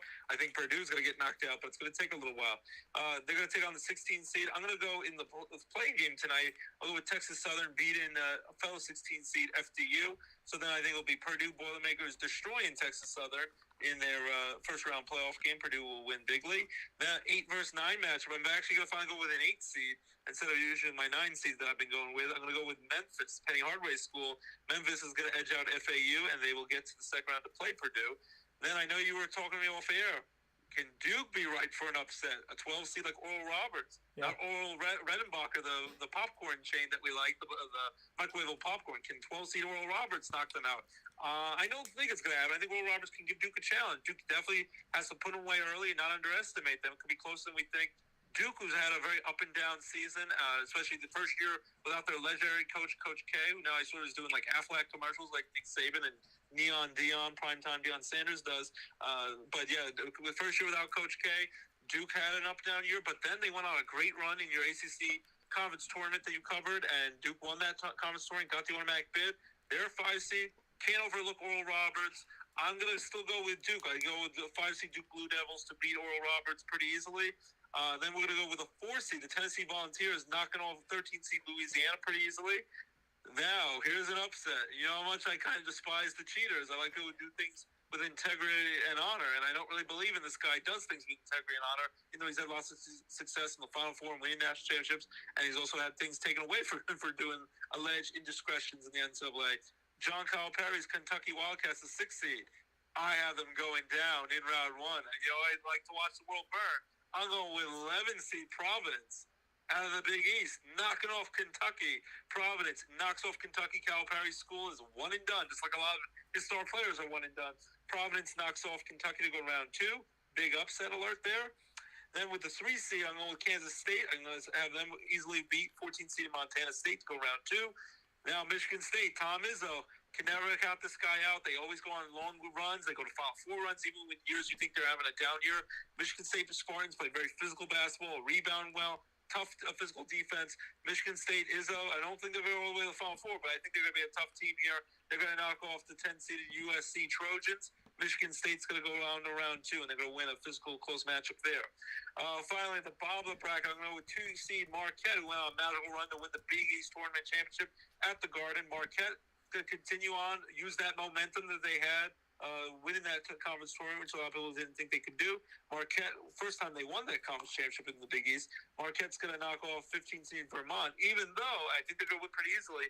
You brought up as a warning, you remember years back, Syracuse, Jerry McNamara, GMAC just got his number retired, beloved Scranton native got his number retired. A lot of people thought they would easily beat Vermont. And the place where Bernie Sanders calls home, Vermont, knocked off Syracuse in one of the big upsets in recent memory. Could Vermont do that to Marquette? Marquette flying high after winning their conference championship? Could happen. Don't think it will happen, but it is possible. So watch out against a possible upset with Vermont. But I think Marquette wins that one. Now we're going to go back up to the top of that bracket. Purdue versus Memphis. I'm going to go with the Boilermakers here. Purdue, as I said, was number 1 seed for number 1 ranked team throughout a lot of the season. And then Penn State almost knocked them out in the conference championship game of the Big Ten. Give them a run for their money. I think Memphis will give them a run for their money here, but I think a possible upset alert here, but I think in the end, Purdue, a little too much firepower. Purdue will outlast Memphis, and they will go on to the Sweet 16. Now here's one, and I know they're actually the lower seed, 5 seeded Duke versus 4 seeded Tennessee. But historically, Tennessee's great in women's basketball with the late great Pat Summitt. But in men's college basketball, they've not had great runs. Duke has had all the success in the world with Coach K. I'm going to have Duke. They only win the one matchup. They beat 12 seed Oral Roberts, stave off an upset with the 5-12 seed. But after winning their college championship, I'm going to have Duke go down in round 2. Tennessee Volunteers edge out Duke in a close ball game. I think we'll go down to about a 3-4 point game. I think Tennessee knocks off Duke, and they will go on to the Sweet 16 and not the Duke Blue Devils. And in my mind, it's a little bit of an upset, even though Tennessee is the higher-ranked team. Then at Providence, after their big upset of John Calipari's Kentucky Wildcat team, Providence, I'm going to have them get another upset. I'm drinking the Kool-Aid like I do at BCU. Providence, I want to watch chaos. Providence is going to knock off Kansas State, the 3 seed. Providence, the 6 seed. No, Providence, the 11 seed. They beat the 6 seed Kentucky. They're going to knock off 3 seeded Kansas State. Providence is going to the Sweet 16, not getting another big major upset. Wait a minute on here. So, you're saying you're drinking the Kool-Aid? Yes. I'm going through the brick wall. Yeah. But there's something to be said. I'm the Kool-Aid man. Going to smash through that wall and going to rescue all my people as we're going to get another crazy upset in my delusional mind. So Ross picks Providence to defeat Kentucky, then picks Providence to defeat Kansas State, and I just want to do a little more play on words here. He's drinking the Ed Kool-Aid because Ed Cooley is the head coach of the team, and some people are saying, could he go to Georgetown? Ed Cooley's been at Providence for a long time. You're drinking that Kool-Aid and getting that thing going. So you got Ed Cooley and the Providence Friars fans right now worldwide going, oh yeah. So that's Ross has Providence going to the next round. I like it. I just needed to do the Kool-Aid thing. Back to the show. And then Coolio, the late great Coolio, another late great legend. Put on a Gangsta's Paradise from Dangerous Mind, Michelle Pfeiffer. Ross, if you win, they're going to consider you a gangster of this draft, or of this NCAA tournament. Either I'm a gangster, or I need to be in a straitjacket, and I need to be in an institution of some sort. It can go either way. It's probably going to go the institution route, but I'm saying some of these crazy wild picks are going to pan out. You got to get wild in March Madness. Let the madness of March begin. Either the Joker in a straitjacket, or a gangster in paradise, as Ross will be one of the only people to pick Providence to go to the Sweet 16. Either way, I'm going to have fun doing it. Whether I go down with the ship, I'm going to have fun with my crazy predictions. I love That's it. What I can tell you. Keep it going. So now, as I said, Providence goes Sweet 16. Michigan State, who was survived against USC, Tom Izzo, you always trusted him in March. They go on those Final Four runs. I think they only get the one win, though. Michigan State is going to knock off USC in the round 1. But in round 2, I think Marquette going to continue on the catalyst, the momentum of winning in the Garden, in the Mecca, Massacre Garden, that Big East tournament. They knock off Vermont. They don't get upset by Vermont, even though watch out for Vermont just in case. Marquette's going to knock off Michigan State. Michigan State keeps it close for a while. Marquette pulls away in the end, wins by about 10, goes to the Sweet 16. Now up to the top of that bracket again. Purdue, the number 1 seed, against Tennessee, who just knocked off Duke. Purdue knocked off Memphis to get there. I'm going with Purdue to knock off Tennessee. I think Tennessee's going to, again, challenge Purdue, give them a run for their money. Purdue survives. They win by 3 points. Purdue knocks off the Tennessee Volunteers and goes to the Elite 8. But barely. As you can see, they're winning very close games, I think, Purdue. I think Purdue survives these games. Besides Texas Southern, the 1-16 matchup, they win a close one against Memphis. They win a close one against Tennessee. But they're ripe for an upset before they get to the Final Four. So let's see. So Purdue is going to beat Tennessee, gets to the Sweet 6, going to get to the Elite 8. And then you have a Big East rematch here. Yeah, Providence versus Marquette, 2 Big East schools who have gone on nice Cinderella runs before in the college tournament and in the NCAA tournament in the Big Dance. I'm going with Marquette to continue their momentum. As Big East champions. He's going 1 versus 2, baby. 1 versus 2. I'm going with Marquette, number 2, and they're taking a number 2 all on Providence. Marquette is going to edge out Providence. And Ross out here like he's girlfriend number 2. I like it. I like it. So it's going to be Marquette knocking off Providence. So it's going to be Purdue, number 1 seed, Boilermakers, versus 2 seed, Marquette out of the Big East. Big Ten champs versus Big East champs. Who will prevail? It's like Alien versus Predator. Whoever wins, we lose. Who knows? I'm going with drum roll, please. Yes. Marquette's gonna win. Number 1 seed. Another number 1 seed goes down in flames. So as I told you, I had Alabama in the South, Houston in the Midwest, 2 number 1 seeds. Those are my only 2 number 1 seeds that go to the Final Four in Houston, Texas. I had in the West, Gonzaga knocking off number 1 seed Kansas. Gonzaga goes the 3 seed out of the West to the Final Four. And I have the 2 seed, Marquette, continues to go on their magical run. And I think they continue to stay hot. They're playing with so much momentum coming off that Big East championship run. And I think Marquette knocks off Purdue, who I think is going to win some close games against Memphis and Tennessee. Barely beat Penn State for that Big Ten championship just last weekend. And I think they're right for an upset. Marquette chops them down and knocks off the Purdue Boilermakers. Marquette is going to the Final Four. So my Final Four, the South's Alabama, Midwest is Houston, 2 number 1 seeds, number 2 seed Marquette out of the East, and number 3 seed Gonzaga out of the West. And let's see what you have to say, buddy. Well, we didn't do this on purpose, but apparently we saved the best for last because my bracket and Ross's bracket look like 2 totally different people. Like, they could not be more different, but opposites attract, right? And that's why we do the show together. But here's the reality. And that cat she was dancing with the music video, that's what they said. Opposites attract.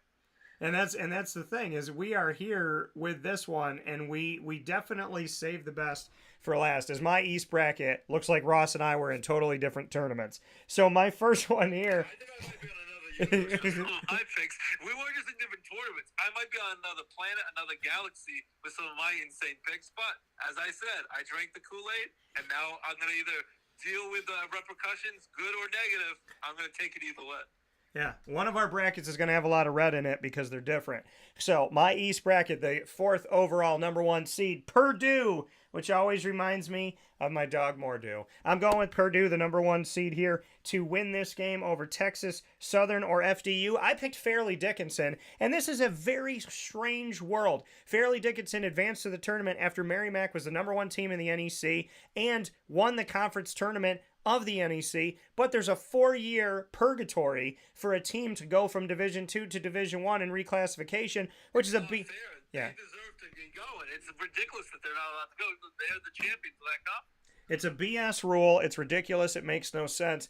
And Fairleigh Dickinson is in the tournament because of this very weird rule. But that rule needs to be changed. I'm hoping the NCAA does the right thing and changes it soon. But if you know the NCAA, if they do change it, it'll probably take them another 5 to 10 years, just like the college football playoff, to get to the 12-team playoff. That's taken forever, and now finally in 2024 we'll get that. So it probably will get changed if there's enough uproar from the media and from the fans, but it's going to take a while. Things move slowly.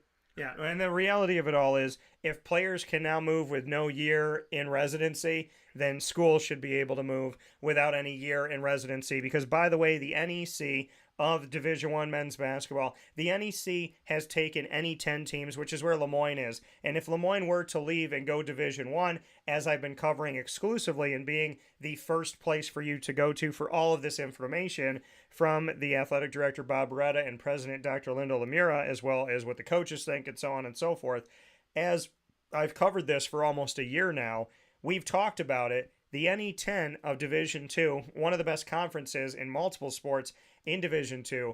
Merrimack was in that division with Lemoyne. They went Division I to the NEC. And then Stonehill went this past year Division I to the NEC. In just men's basketball alone, the NEC had Merrimack in the top, number 1, in their 4th year there. And Stonehill, in their 1st year in Division I, are 3rd in the NEC.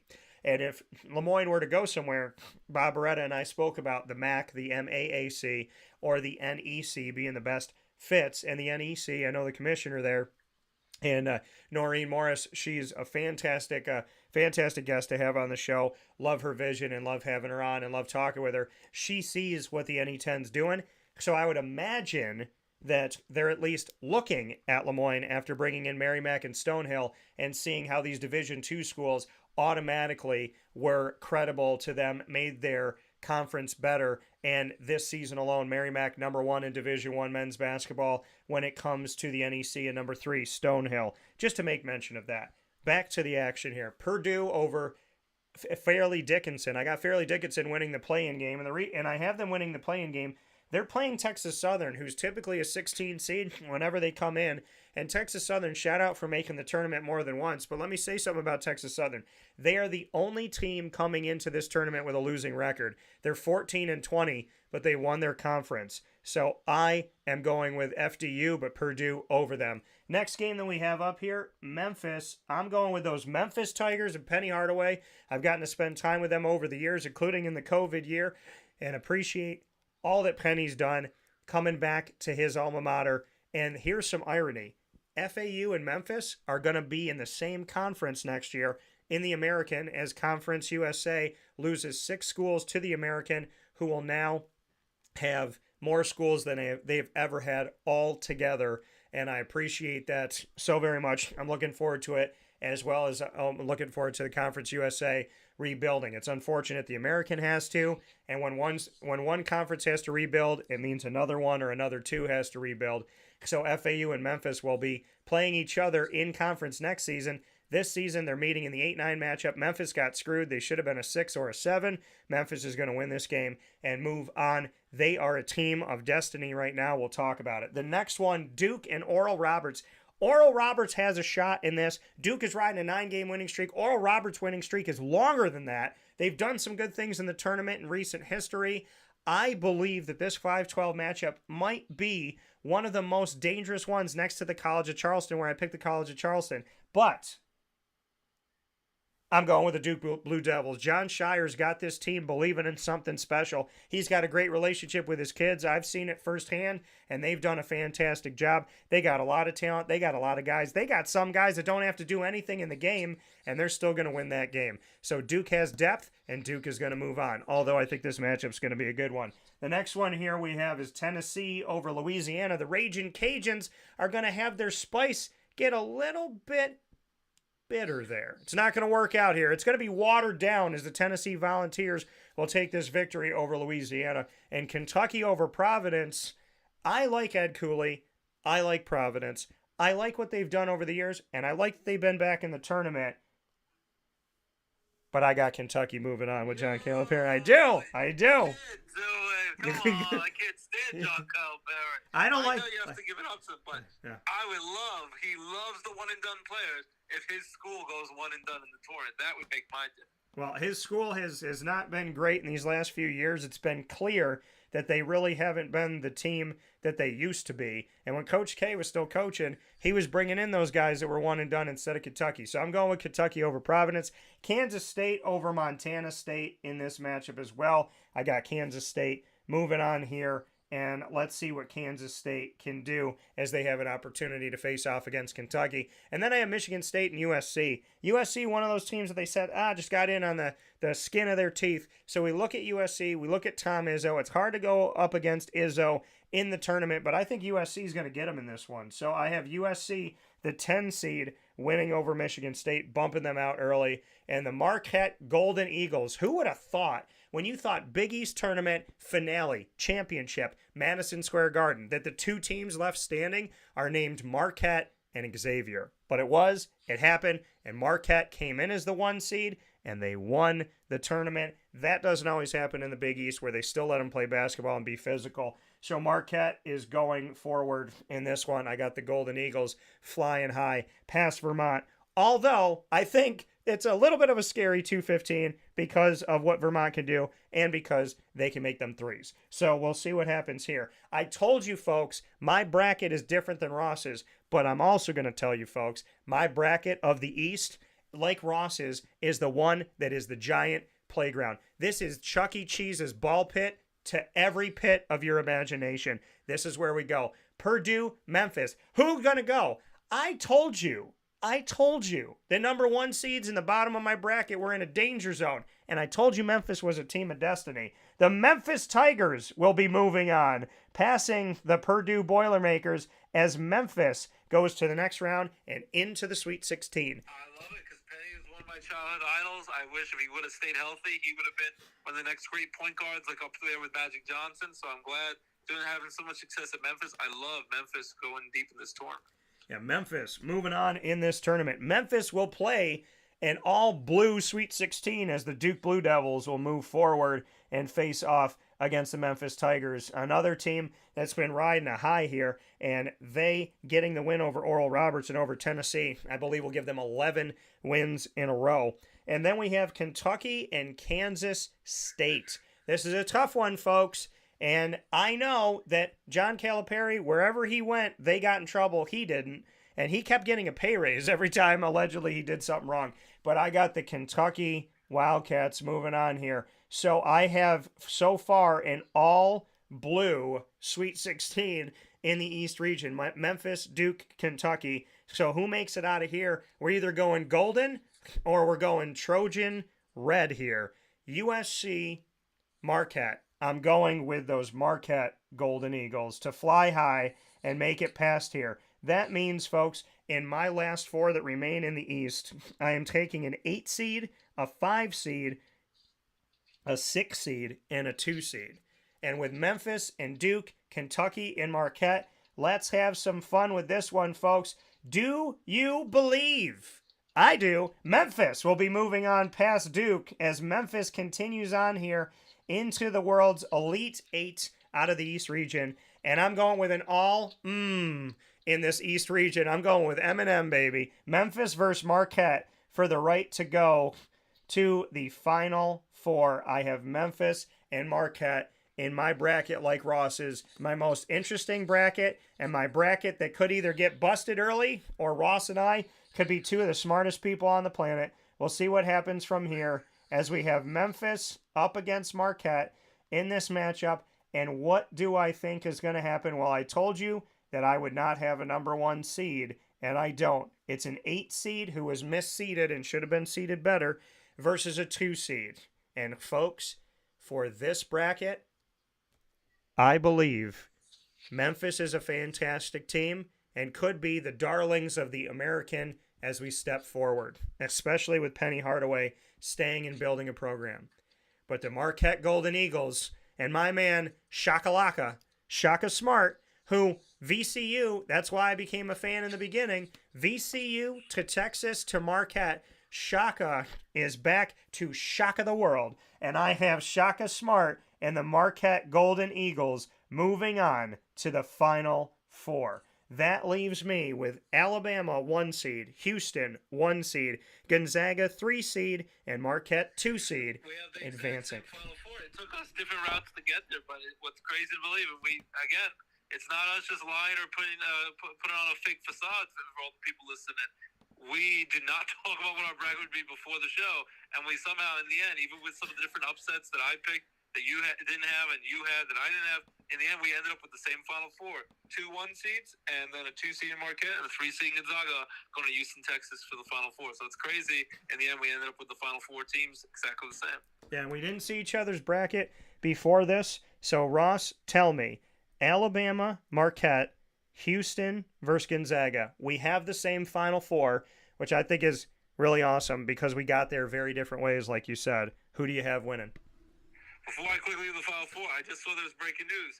One of our guys that we kind of root for, even though people misunderstand was a little bit cocky and insane, Baker Mayfield just signed a 1-year, $8.5 million deal with the Tampa Bay Buccaneers to go up against Kyle Trask to see who's going to replace Tom Brady as the new quarterback in Tampa Bay. So interesting news. Baker Mayfield played well for the LA Rams after he struggled for the Panthers early last year, had some good years with the Browns, then some struggles with them. He will now be a new quarterback, possibly the starter, if he beats out Trask for the Tampa Bay Buccaneers starting quarterback job. So just wanted to throw that out there, but we root for Baker Mayfield. I root for him as a smaller, tinier guy. I root for the underdog. But yes, Final Four. Semifinals on April Fool's Day in Houston, Texas.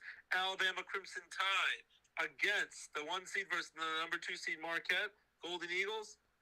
Drum roll, please. I'm going with Alabama. I just think, in the end, Marquette has been on a wild ride. They're red hot. They're dangerous. I think they believe they can beat anyone, and they probably can beat anyone. And like in any given Sunday situation, in a single elimination tournament like this, I think they're on one of those tracks where they could beat anyone. They could win the championship. I wouldn't be shocked. But I think in the end, Alabama just has too much. They have too much power on offense. They're just too explosive. They have too much talent, and I think Alabama, the cream will rise to the top. I think Alabama will edge out Marquette. Marquette will keep it close, but I'm going with Alabama to win a close game. I would probably say 69-66. Alabama wins by 3 over Marquette to go to the national championship game. And then for my other semifinal, the Houston Cougars, the other number 1 seed versus number 3 seed Gonzaga. Can Gonzaga finally get over the hump? Can they get the championship game and win it in their star big man's last run in the national championship in his final year of college basketball. Can Mark Few finally get it done? They're going to make it close, but in the end, I don't think it's going to happen. I think Houston, they're too powerful. I think Gonzaga keeps it close for a while, but in the end, like you're seeing some of these games, some of these teams will keep it close. Gonzaga can't compete with anyone, but I think Houston has way too much firepower to compete with, and I think Houston will pull away in the second half, and I'm going to say Houston wins by 12 points, knocks by a dozen points, knocks off Gonzaga, and I'm going to go for the national championship game. Houston versus Alabama, seed versus 1 seed, Crimson Tide versus the Cougars. I'm going with Houston to win the national championship. The Houston Cougars, who were the number one team in the country for a while this year, and I think have been the best team consistently week after week in college basketball this year. And I'm going to go with Houston against Alabama, two star-studded teams with lots of talent, lots of scoring ability. I think it's going to be a pretty high-scoring, very exciting game. I'll even give you a score. They usually give a score in these brackets. I'll go with Houston to edge out Alabama Crimson Tide in the national championship game. 69-65. They win by 4 points. Houston wins the national championship game on Monday, April 3rd at home at Houston, Texas, and they will be your new national champions for 2023 in college basketball. What say you, buddy? I love it. I think it's great, and I think it's awesome. And again, I love the fact that we do this blind to each other's picks. I don't know Ross's picks. He doesn't know my picks. Again, I didn't know his Final Four. He didn't know my Final Four. And we picked the same Final Four. We have not done this in a while. It hasn't happened like this in the sense of us picking the same Final Four. So here we go as we take a look at my Final Four, which is the same as Ross's. And so as we look at the Final Four and what I have going on here, we have the same 4 teams that are going to appear on your screen, but do Ross and I have the same thoughts? As Bama takes on Marquette, this is a game that I think this could be a really good game. Now, Alabama, they've been a strong team. They've been number 1 in the nation for a bit. And then you have Houston on the other side, who's been number 1 in the nation for a bit. So those 2 number 1 seeds, then you got 2-seeded Marquette, you got 3-seeded Gonzaga. So you look at this and you say to yourself, which team is going to make it out of this thing alive? Who's going to do it?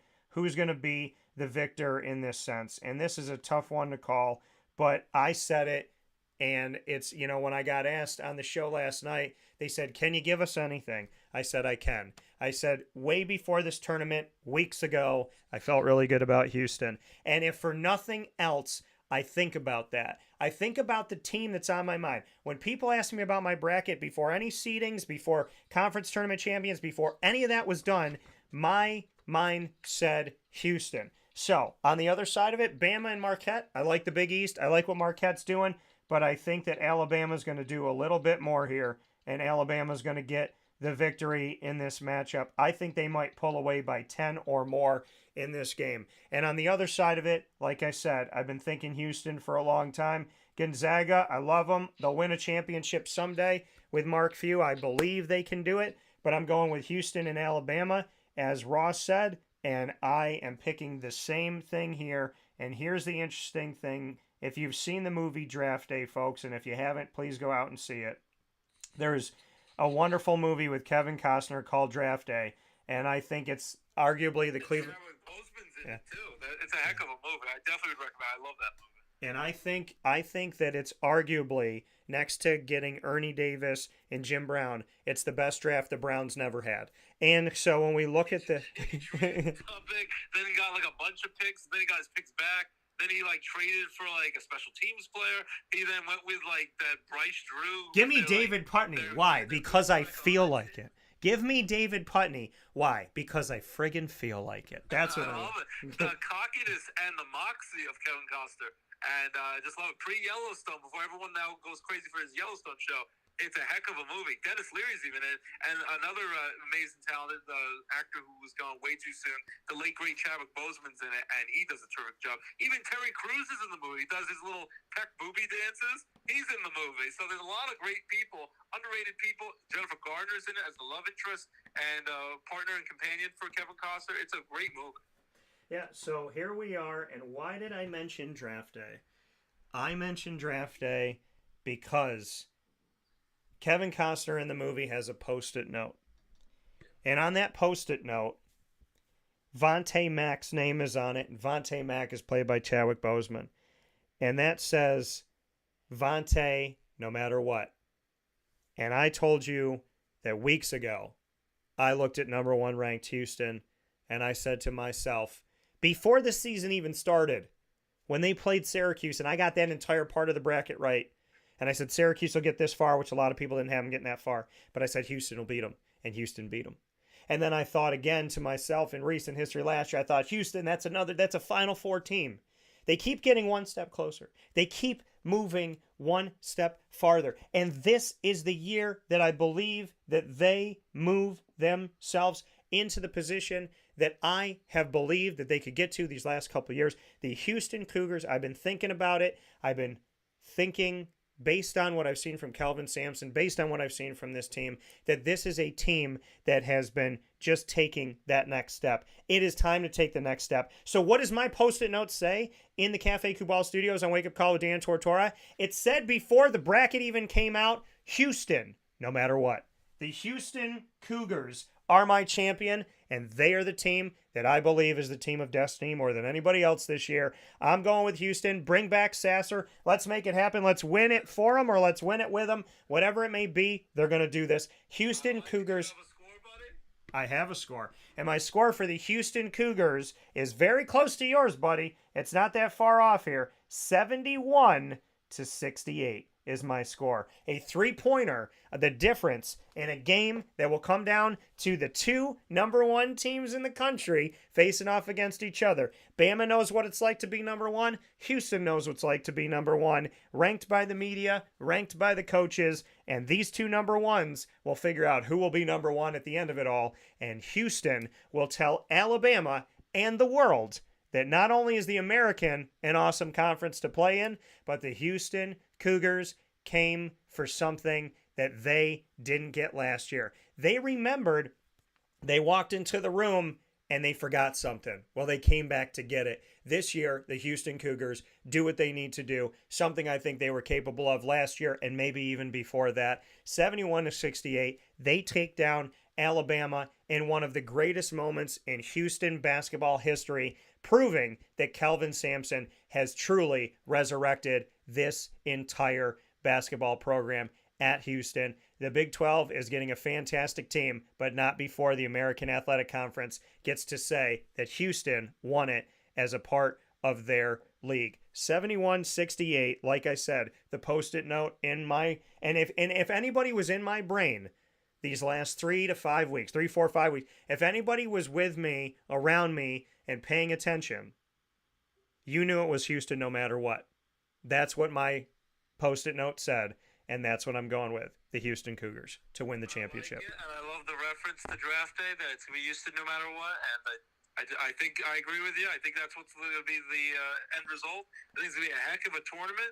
I hope we get lots of upsets, whether it be my upsets, your upsets, or anyone's upsets. I hope we have lots of upsets, lots of brackets that have to get torched in flames within the first 5 minutes of the tournament.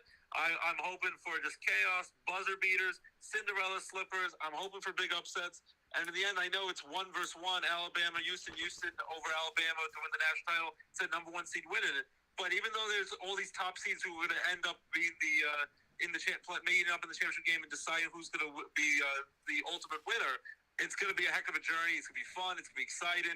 We have March Madness. It's back. And after all the craziness we've had and how divided a lot of the country is, and just 3 years ago, just 3 short years ago, we had no tournament. Sports world went dark. You're talking about a darkness retreat. There was no sports for months and months, and now we are out of that, and we get to unite together as people and be one. And I always like to say this: we are more alike than we are different. Even if you agree, disagree politically, in whatever you do, whether even that silly thing from years ago, what color the dress was, any of that stuff. It doesn't matter. We are more alike than we are different. I believe that most people are good, and we choose goodness over over evilness, over being an evil rose and letting your beloved Jack die. I believe in that, and I think it's going to be a heck of a tournament. I can't wait to see the fans in the stands, all the parties of people with their brackets, send them on fire and enjoying it all the way. I hope it's chaotic. I hope there's lots of buzzer beaters and Cinderella upsets. And I'm just excited because the Madness of March is officially back, and I'm so pumped. I know there's 2 more playing games today, but it truly will be special when you get that Walkman on, relive your memories. High noon, 12 o'clock tomorrow. It starts all the way past midnight the next day. It's going to be 12 o'clock to 12 o'clock, Thursday and Friday, the 2 best days of the whole college basketball tournament, probably the 2 best days in all of sports, and it's going to happen starting tomorrow, and I can't wait, and I'm so excited. I'm very thrilled that we got to do the drive again. For over a decade we've been doing this, and we wouldn't have a better partner to do with each and every year. I'm very happy and very honored and humbled that we get to do this each and every year together. I am so happy and humbled by it and appreciative of it as well. Ross Turetsky joining me here for The Drive, capital D and capital R for Dan and Ross. We've been doing it, like Ross said, for many, many, many years, and the bracket unveiling has officially happened. You saw Ross's bracket. You saw my bracket. He knows mine. I know his now, and the world knows our brackets. We have the same Final Four. We got there differently. The same championship game. We got there differently. And when we put it all together, we both picked Houston. Kelvin Sampson. I had a feeling of these last 3 years that eventually you were going to make me right. This is the year that it happens. Kelvin Sampson, great job, great work, awesome stuff, love it all. This is going to be a great tournament. I can't wait for this. Shout out to my guy, Jason Leone, who brought his team to the Elite Eight for the first time ever in Oswego State men's basketball history in the Division III tournament of over 400 schools trying to get in of over 40 different conferences. He's down at the first 4, seeing his buddy with Fairleigh Dickinson, some people that he knows down there. So shout out to them for that. Shout out to Albany for getting some great games. Shout out to Pittsburgh for returning to Greensboro with another crack at it as they win the first 4. So they go back to Greensboro where they just were last week for the ACC tournament. If you pay attention, the stories are endless. They're incredible. Cinderella's slipper will be put on in the next few weeks. You will get to see majesty, magic, buzzer beaters, games where you literally are on the edge of your seat for 2 teams you might have never watched before in your entire life. This is the single greatest moment in sports all year long next to the Super Bowl. Enjoy it. It's just like the song that they wrap it up with, the One Shining Moment song from Luther Vandross. It's a great way to summarize this tournament. It's going to be a shining moment for all these kids, these young adults. This might be their moment of their lifetime for the next 50, 60 years, however long they live. This will be their shining moment, and I think they're going to shine in so many ways, and I can't wait, though. It's going to be great. I'm so excited. And Ross, I think since we call it The Drive, which is our way of saying that we bring you all the way to the end, I think I'm going to have you back a bunch of times during the tournament if you want to do it. I would love to. Anytime you need me, let me know, and I'll get LJ, and he'll come along with me, and we'll have a great time, and I will always, whether it be driving or be your passenger, I'll be your sidekick, whether it be Batman, Robin, I don't care. I'll be Oscar Grouch in the garbage can. As long as I can be by you and I can be your sidekick for a couple hours on radio, I'd be more than happy to do that anytime. Just reach out, and I'm always there. We have our arson and coke. That bond will never break. Absolutely. And I'm going to just correct you on one thing. No sidekick, co-host, 50-50. So that coming from Ross Turetsky, my co-host. I love some coach is going to be yelling that during one of these games. Jamie Dixon. We talked about Jamie Dixon before. Coach, not TCU coach. Jamie! I think we should go. I think we should go to the TCU game just so we could sit behind the bench and yell Jamie. I think that would be fantastic. It would be so great. And I definitely keep turning around and probably get security, get those weirdos out of the way. They could be dangerous. So if you're going to be down in Denver, Colorado, do it before the game where he can laugh and it has nothing to do with the game itself. Before the game as well. Scream out Jamie and see what happens. I can't guarantee you might be thrown out of the game. You might have thrown away. He might punch you in the face. Yeah, he might punch you in the face. So Jamie Dixon, big fan, love seeing him. Last time I saw him was at Summer League for the NBA. So big shout out to Jamie Dixon. Our worldwide 2023 NCAA Division I men's basketball tournament bracket unveiling has happened today. Once again on The Drive, your show to drive you through the entire tournament. Stay here with us inside a wake-up call as we will continue to drive you all the way to the national championship as Ross and I will bring you through every wonderful, wonderful tears of joy moment and every heartbreaking moment of this NCAA tournament. Ross, I can't wait to be with you in this, and I appreciate you as always. More than a friend, a brother, and I love you. I love the family, and there's no better person to do this with, so thank you for that. Thank you, buddy. It is my pleasure. It was a great time. Happy St. Patrick's Day. Have a great time. It's spring, so even though it's snowing a bunch in PA where I am and in Syracuse, we're going to have nicer weather. And by the way, I know I'm a sicko. I love college basketball. Baseball is back. Well, Baseball Classic USA needs to win today over. They need to win their game over Columbia to get to the next round. They're going to have the champions. Going to be Tuesday, the 21st of March. Is going to be World Baseball Classic. Very excited, like World Cup of Baseball. All the countries against each other, and then opening day is March 30th. We're 15 days away. Just 2 weeks from tomorrow is opening day. Play ball, games that count. Even though it's going to be sick and cold and crazy, it's going to be frigid. It's going to be cold. But I can't wait. Baseball is back. And I know you think I'm insane, but I made my crazy picks in the tournament that are insane. I'm very pumped. Baseball's here, and so spring, warm weather's here, baseball weather is here, and we have a lot of great moments to come. And by the way, I'm also the Luzerne County Community College baseball head coach. Yes. I'm looking for players, looking for teams to play against, but definitely looking for players to fill out a roster. Anyone who wants to play for this crazy guy, DJ Roscoe, Ross Turetsky, anyone who wants to play for me, Luzerne County Community College baseball, you hit me up, find me on Facebook, and we will connect, and hopefully we'll join forces and have a great baseball team. We'll start from scratch because we're on a program that has not had a team or any real sports since COVID hit, and they haven't had a team since 2019, 4 years ago. So we are building it back up from the ground floor foundation. Build it like UAB did it. Luzerne County Community College, and I hope we have lots of success along the way. Build it like UAB.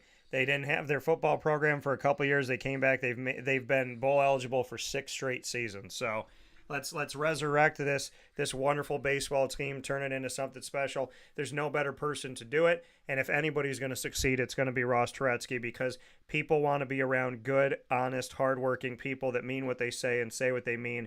Morals, values, lessons, knowledge, wisdom, experience. You get it all with Ross, and a whole lot of faith and hope. So if you want something to believe in, make sure you get in touch with Ross, be a part of this baseball team, and be a part of history. I never thought that I would have one of my best friends that I didn't meet in coaching would be my friend for so many years, be a brother to me, and then become a coach. I am so excited. I'm an immediate fan. I love the logo. And as soon as he gets the gear, I know that I'm going to be literally draped in the gear. And there's a mascot, a horsey mascot who comes to the games, and that's our logo. It's pretty cool. I think we should have a baseball like in flames, like on fire, and throwing some high heat, and gonna win some ball games on that diamond. So I can't wait to give out the gear, and hopefully we're ready to go for fall ball and for spring next season. I'm going to recruit the local high school games all around the area, and anyone who wants to join forces in Nanticoke, PA, we're here at Luzerne County Community College, so I'm very excited. And the high school baseball games are starting soon, so I'm going to try my hat at recruiting and try to get people to join the program, so I'm very excited about that.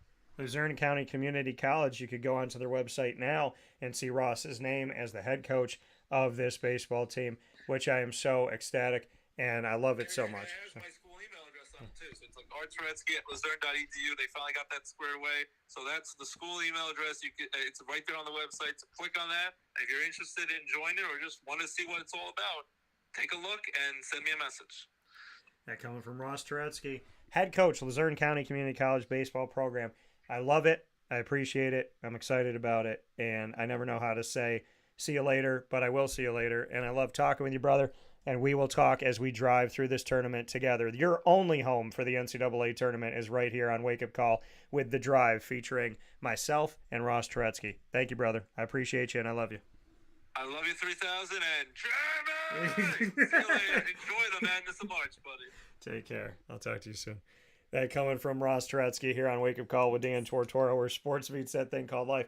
I would have said Jamie back to him. I think people are wondering why I'm not doing it, and it's because of the fact that the vocal cord stuff I've been going through. So I have my good days, and I have my days where I know I got to rest the pipes. And I've been broadcasting nonstop since last Tuesday. So we did Tuesday, Wednesday, Thursday, Friday. We did a bonus show when Bayheim finished up at Syracuse on Wednesday. So we did Tuesday, Wednesday night, Thursday, Friday, Saturday. Then we did a huge one on Sunday to give you information on all of the 68 teams in the NCAA Division I men's basketball tournament. Then we've done a bunch of, we were on Herb FM Sports Radio. We were on their show the last 2 nights. Then we did Monday, Tuesday, and today for Wednesday. And I got other stuff going on that's going to be coming up. So a lot of great stuff. Got to rest the pipes. Big thanks to all of you. Much love. Tune in live Monday through Friday from 9 a.m. to 11 a.m. Eastern Time. The first 4 continues tonight with Fairleigh Dickinson taking on Texas Southern as 16 seeds. And we also have Arizona State and Nevada taking on each other as 11 seeds. So make sure you're watching tonight. True TV, CBS, TNT, and TBS. I will be watching all of the games. I've already watched the 2 from yesterday. I'll watch the 2 tonight. I cannot wait to watch those with you. And I'll be watching and keeping an eye on that OCC women's basketball game in the NJCAA Division III National Tournament that heads off tonight, March 15th at 7 p.m. Eastern Time against the Community College of Rhode Island, OCC, and Kelly Grinnell-Seibt leading her team with an opportunity to move on in the national tournament toward a national championship. You're with us on YouTube and Facebook.com/WakeUpCallDT, Facebook.com/LiveNowDT, and on WakeUpCallDT.podbean.com. Once we go live, you can go to Amazon Music, Audible. I added a bunch of stuff, including my very interesting conversation with Ryan Blackwell, fighting for another state title at Liverpool, and the potential of the open seat and him being in it at Syracuse. We talked about all of that. You can go see it. You can read the article on WakeUpCallDT.com's articles page, and you can listen back to the show on WakeUpCallDT.com by scrolling down and seeing those shows from Podbean. You can also go to any one of these outlets and listen into my conversation with Ryan Blackwell, my exclusive with him, my exclusive with Alan Griffin, and so on and so forth. Amazon Music, Audible, iHeartRadio, iTunes and Apple Podcasts, MixLR, Player FM, Podbean, Podvine, Spotify, Stitcher, TuneIn, YouTube. Search Wake Up Call with Dan Tortora, or one word, Wake Up Call DT. Big thanks to all of our incredible partners, Cafe Kubal, Carvel DeWitt, the Wildcat Sports Pub, Witty Wicks, Avicoli's, PB&J's Lunchbox, Mon Pod's Kettle Corn and Popcorn Factory, Canine Camp Dog Daycare, Chick-fil-A Watertown, Great Lakes Honda City, Mother's Cupboard, Chick-fil-A Cicero and Chick-fil-A Clay, Canine Campground Dog Boarding, Pizza Man, 317 at Montgomery Street. The name of the restaurant is the name of the location, 317 at Montgomery Street in downtown Syracuse. And so make sure that you tune into that. And we're proud to be the exclusive multimedia marketing partner of the Moyne College Dolphins. Get all of our content on the Lemoyne tab on wakeupcalldt.com and subscribe to youtube.com/wakeupcalldt, including for the special today with Bob Beretta and AD&DT as he's down in Florida supporting the softball team and all of the other teams from afar. And we are the exclusive multimedia marketing partner of the Bryan and Stratton College Bobcats of Syracuse. Go to the BSC Syracuse tab on wakeupcalldt.com, and of course subscribe to our YouTube channel on youtube.com/wakeupcalldt. For more information on the Dolphins, go to LeMoyneDolphins.com, and on your Bobcats of Bryan and Stratton, go to the Syracuse.BSC Bobcats tab, Syracuse.BSCBobcats.com. So make sure you do that. Big thanks to Kelly Grinnell-Seibt for joining me, OCC women's basketball head coach, and please cheer her on tonight as she has an opportunity with her team to move on in the national tournament toward a national championship. There's only 12 teams in the nation that are a part of it. Only 3 of them are at-large bids. So she's one of 3 at-large bids in the entire nation that got asked to go to the national tournament. Watch her and support her. Watch and support everything going on with Lemoyne. Big thanks to Bob Beretta, the AD, and a big thanks to my wonderful co-host. Not my sidekick, not the Robin to my Batman, but the Batman to my Batman, as I am more than proud to have Ross Turetsky as a friend, as a brother, and as the greatest co-host that I've ever gotten to sit next to. We've spent more years together than anybody. I have had fantastic co-hosts, but they don't make them like Ross, and I love them all. I love all the people I get to sit in with. There is nobody like Ross Turetsky. There is no better friend on this planet. Nobody that does what he does in the way that he does it. If you want genuine love from a human being and to know that you're truly cared about, then be inside of the life of Ross Turetsky. He's a fantastic person. The Drive with myself and Ross, that's what the D and the R are for inside of The Drive. We'll be driving you all the way through the tournament. We've unveiled our bracket to you. You have it, and I'll be posting it so you can look at it as well. God bless. No stress. Do your best. We'll talk.